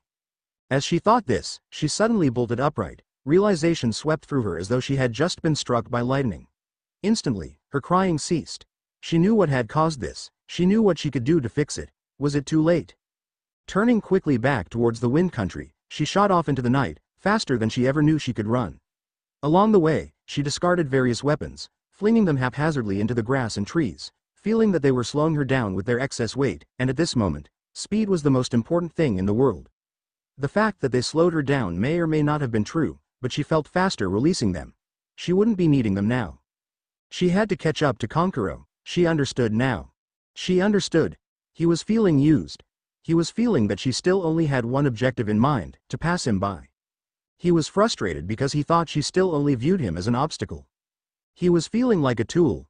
Gaara's arrival angered him, because it forced him to realize that they couldn't continue every night the way they had been without the nature of their relationship being questioned by others, and he didn't know what the answer was. He assumed her view of him was completely different from his view of her. He assumed she didn't want a relationship past fighting, that after her fight with Tamari she planned to never see him again. Couldn't he see that that was no longer the case? Couldn't he see that she was using these fights as an excuse to see him every night? "You are so stupid, Kankuro," she thought as she determinedly swept through the maze of trees, and past their usually meeting place, where too recently she'd had her heart broken. "Do you really still think this is about Tamari? Can't you see through this facade of mine?" She had never gone this far into the wind village before and she was starting to fear she was getting lost.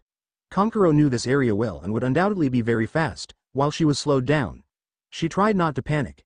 It was very important that she stop him, or she might never see him again. She plunged ahead desperately, hoping to catch sight of him, or at least signs of the trail Gaara had said he followed.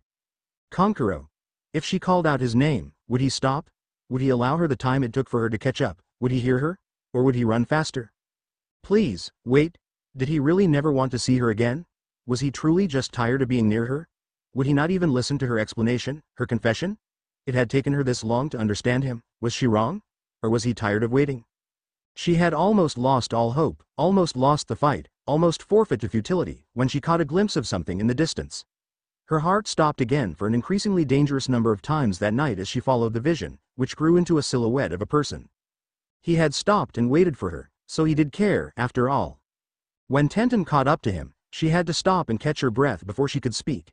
He watched her silently with cold, narrow eyes, his hands casually and uncaringly in his pockets, and he waited for her to speak.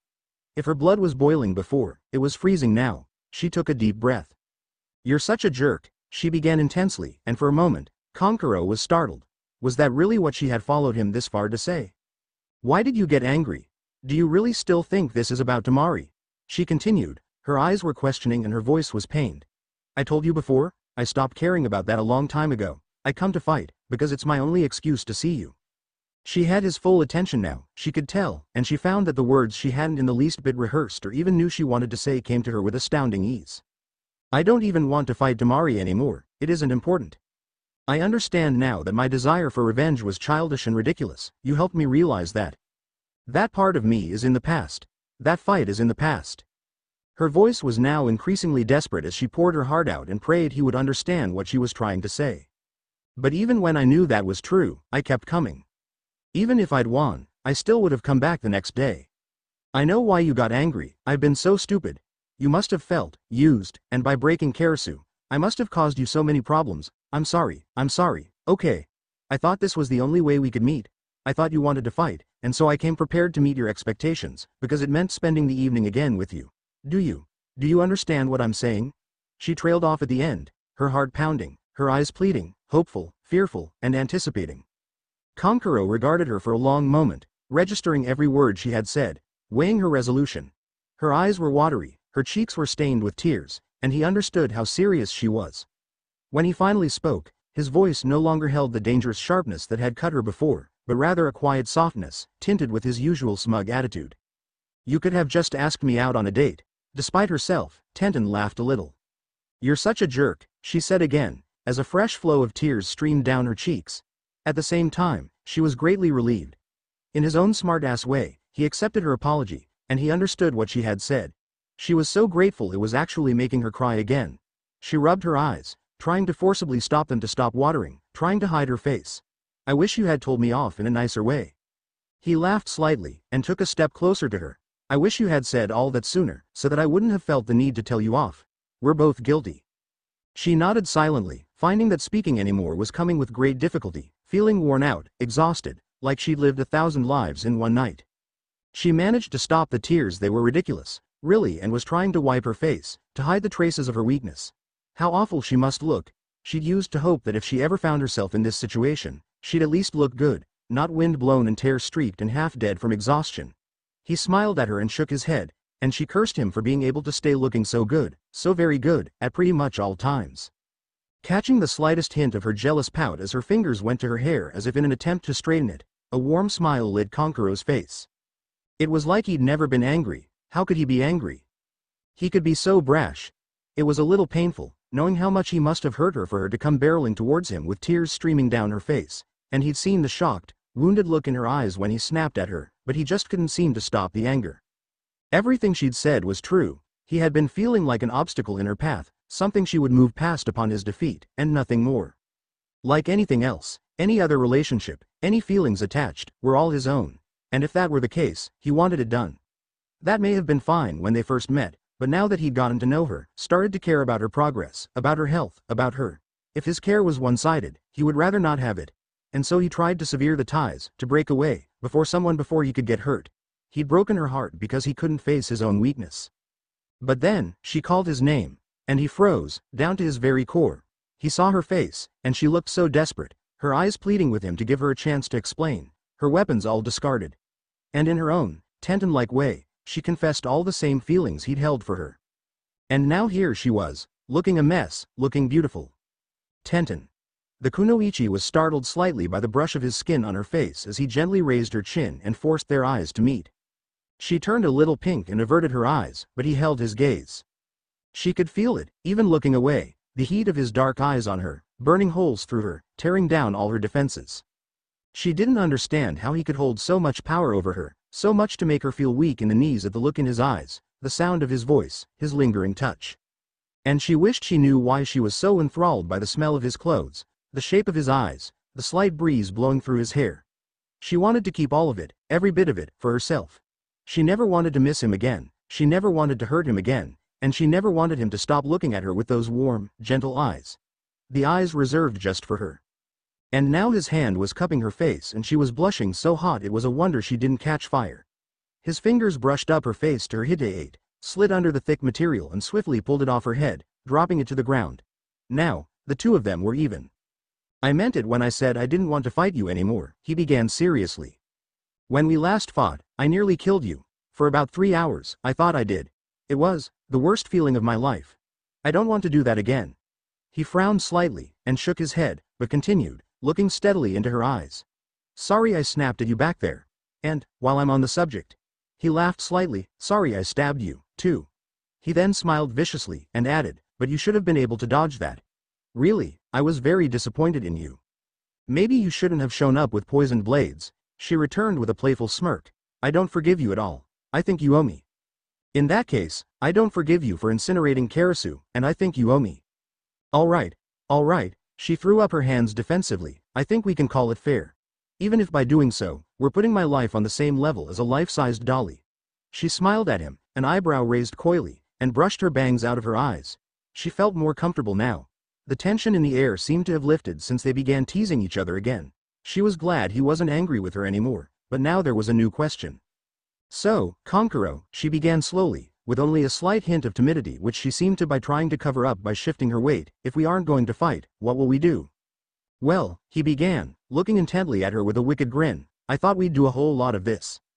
And without a word of warning, he suddenly leaned forward and pressed his lips firmly against her own in a dizzying kiss.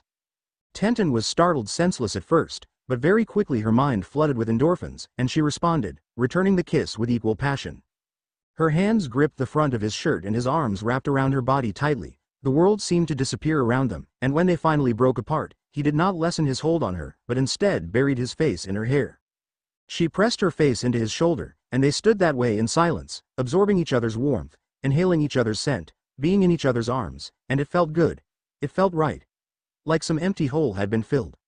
And they realized then that even if they hadn't known it before, they had been wanting this for a long time now.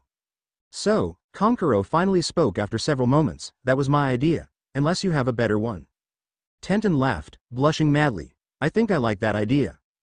Good. If you didn't, I'd have to keep trying until you did, he grinned. Tenten smiled and pulled away from him. She picked her forehead protector up off the ground, but did not put it on.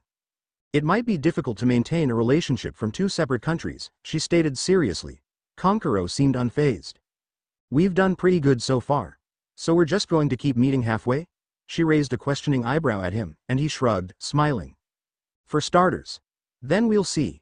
Tenten crossed her arms, looking amused. It was true that their relationship had progressed just fine so far on a nightly meeting halfway between their respective countries. There was no reason to discontinue. After a while, maybe she would even be able to convince him to come visit her at home. Of course, he was probably plotting the same thing. Fine, she smiled. But can we at least change our meetings to daytime the end? Thanks for watching, also remember to subscribe and like this video. See you in the next video.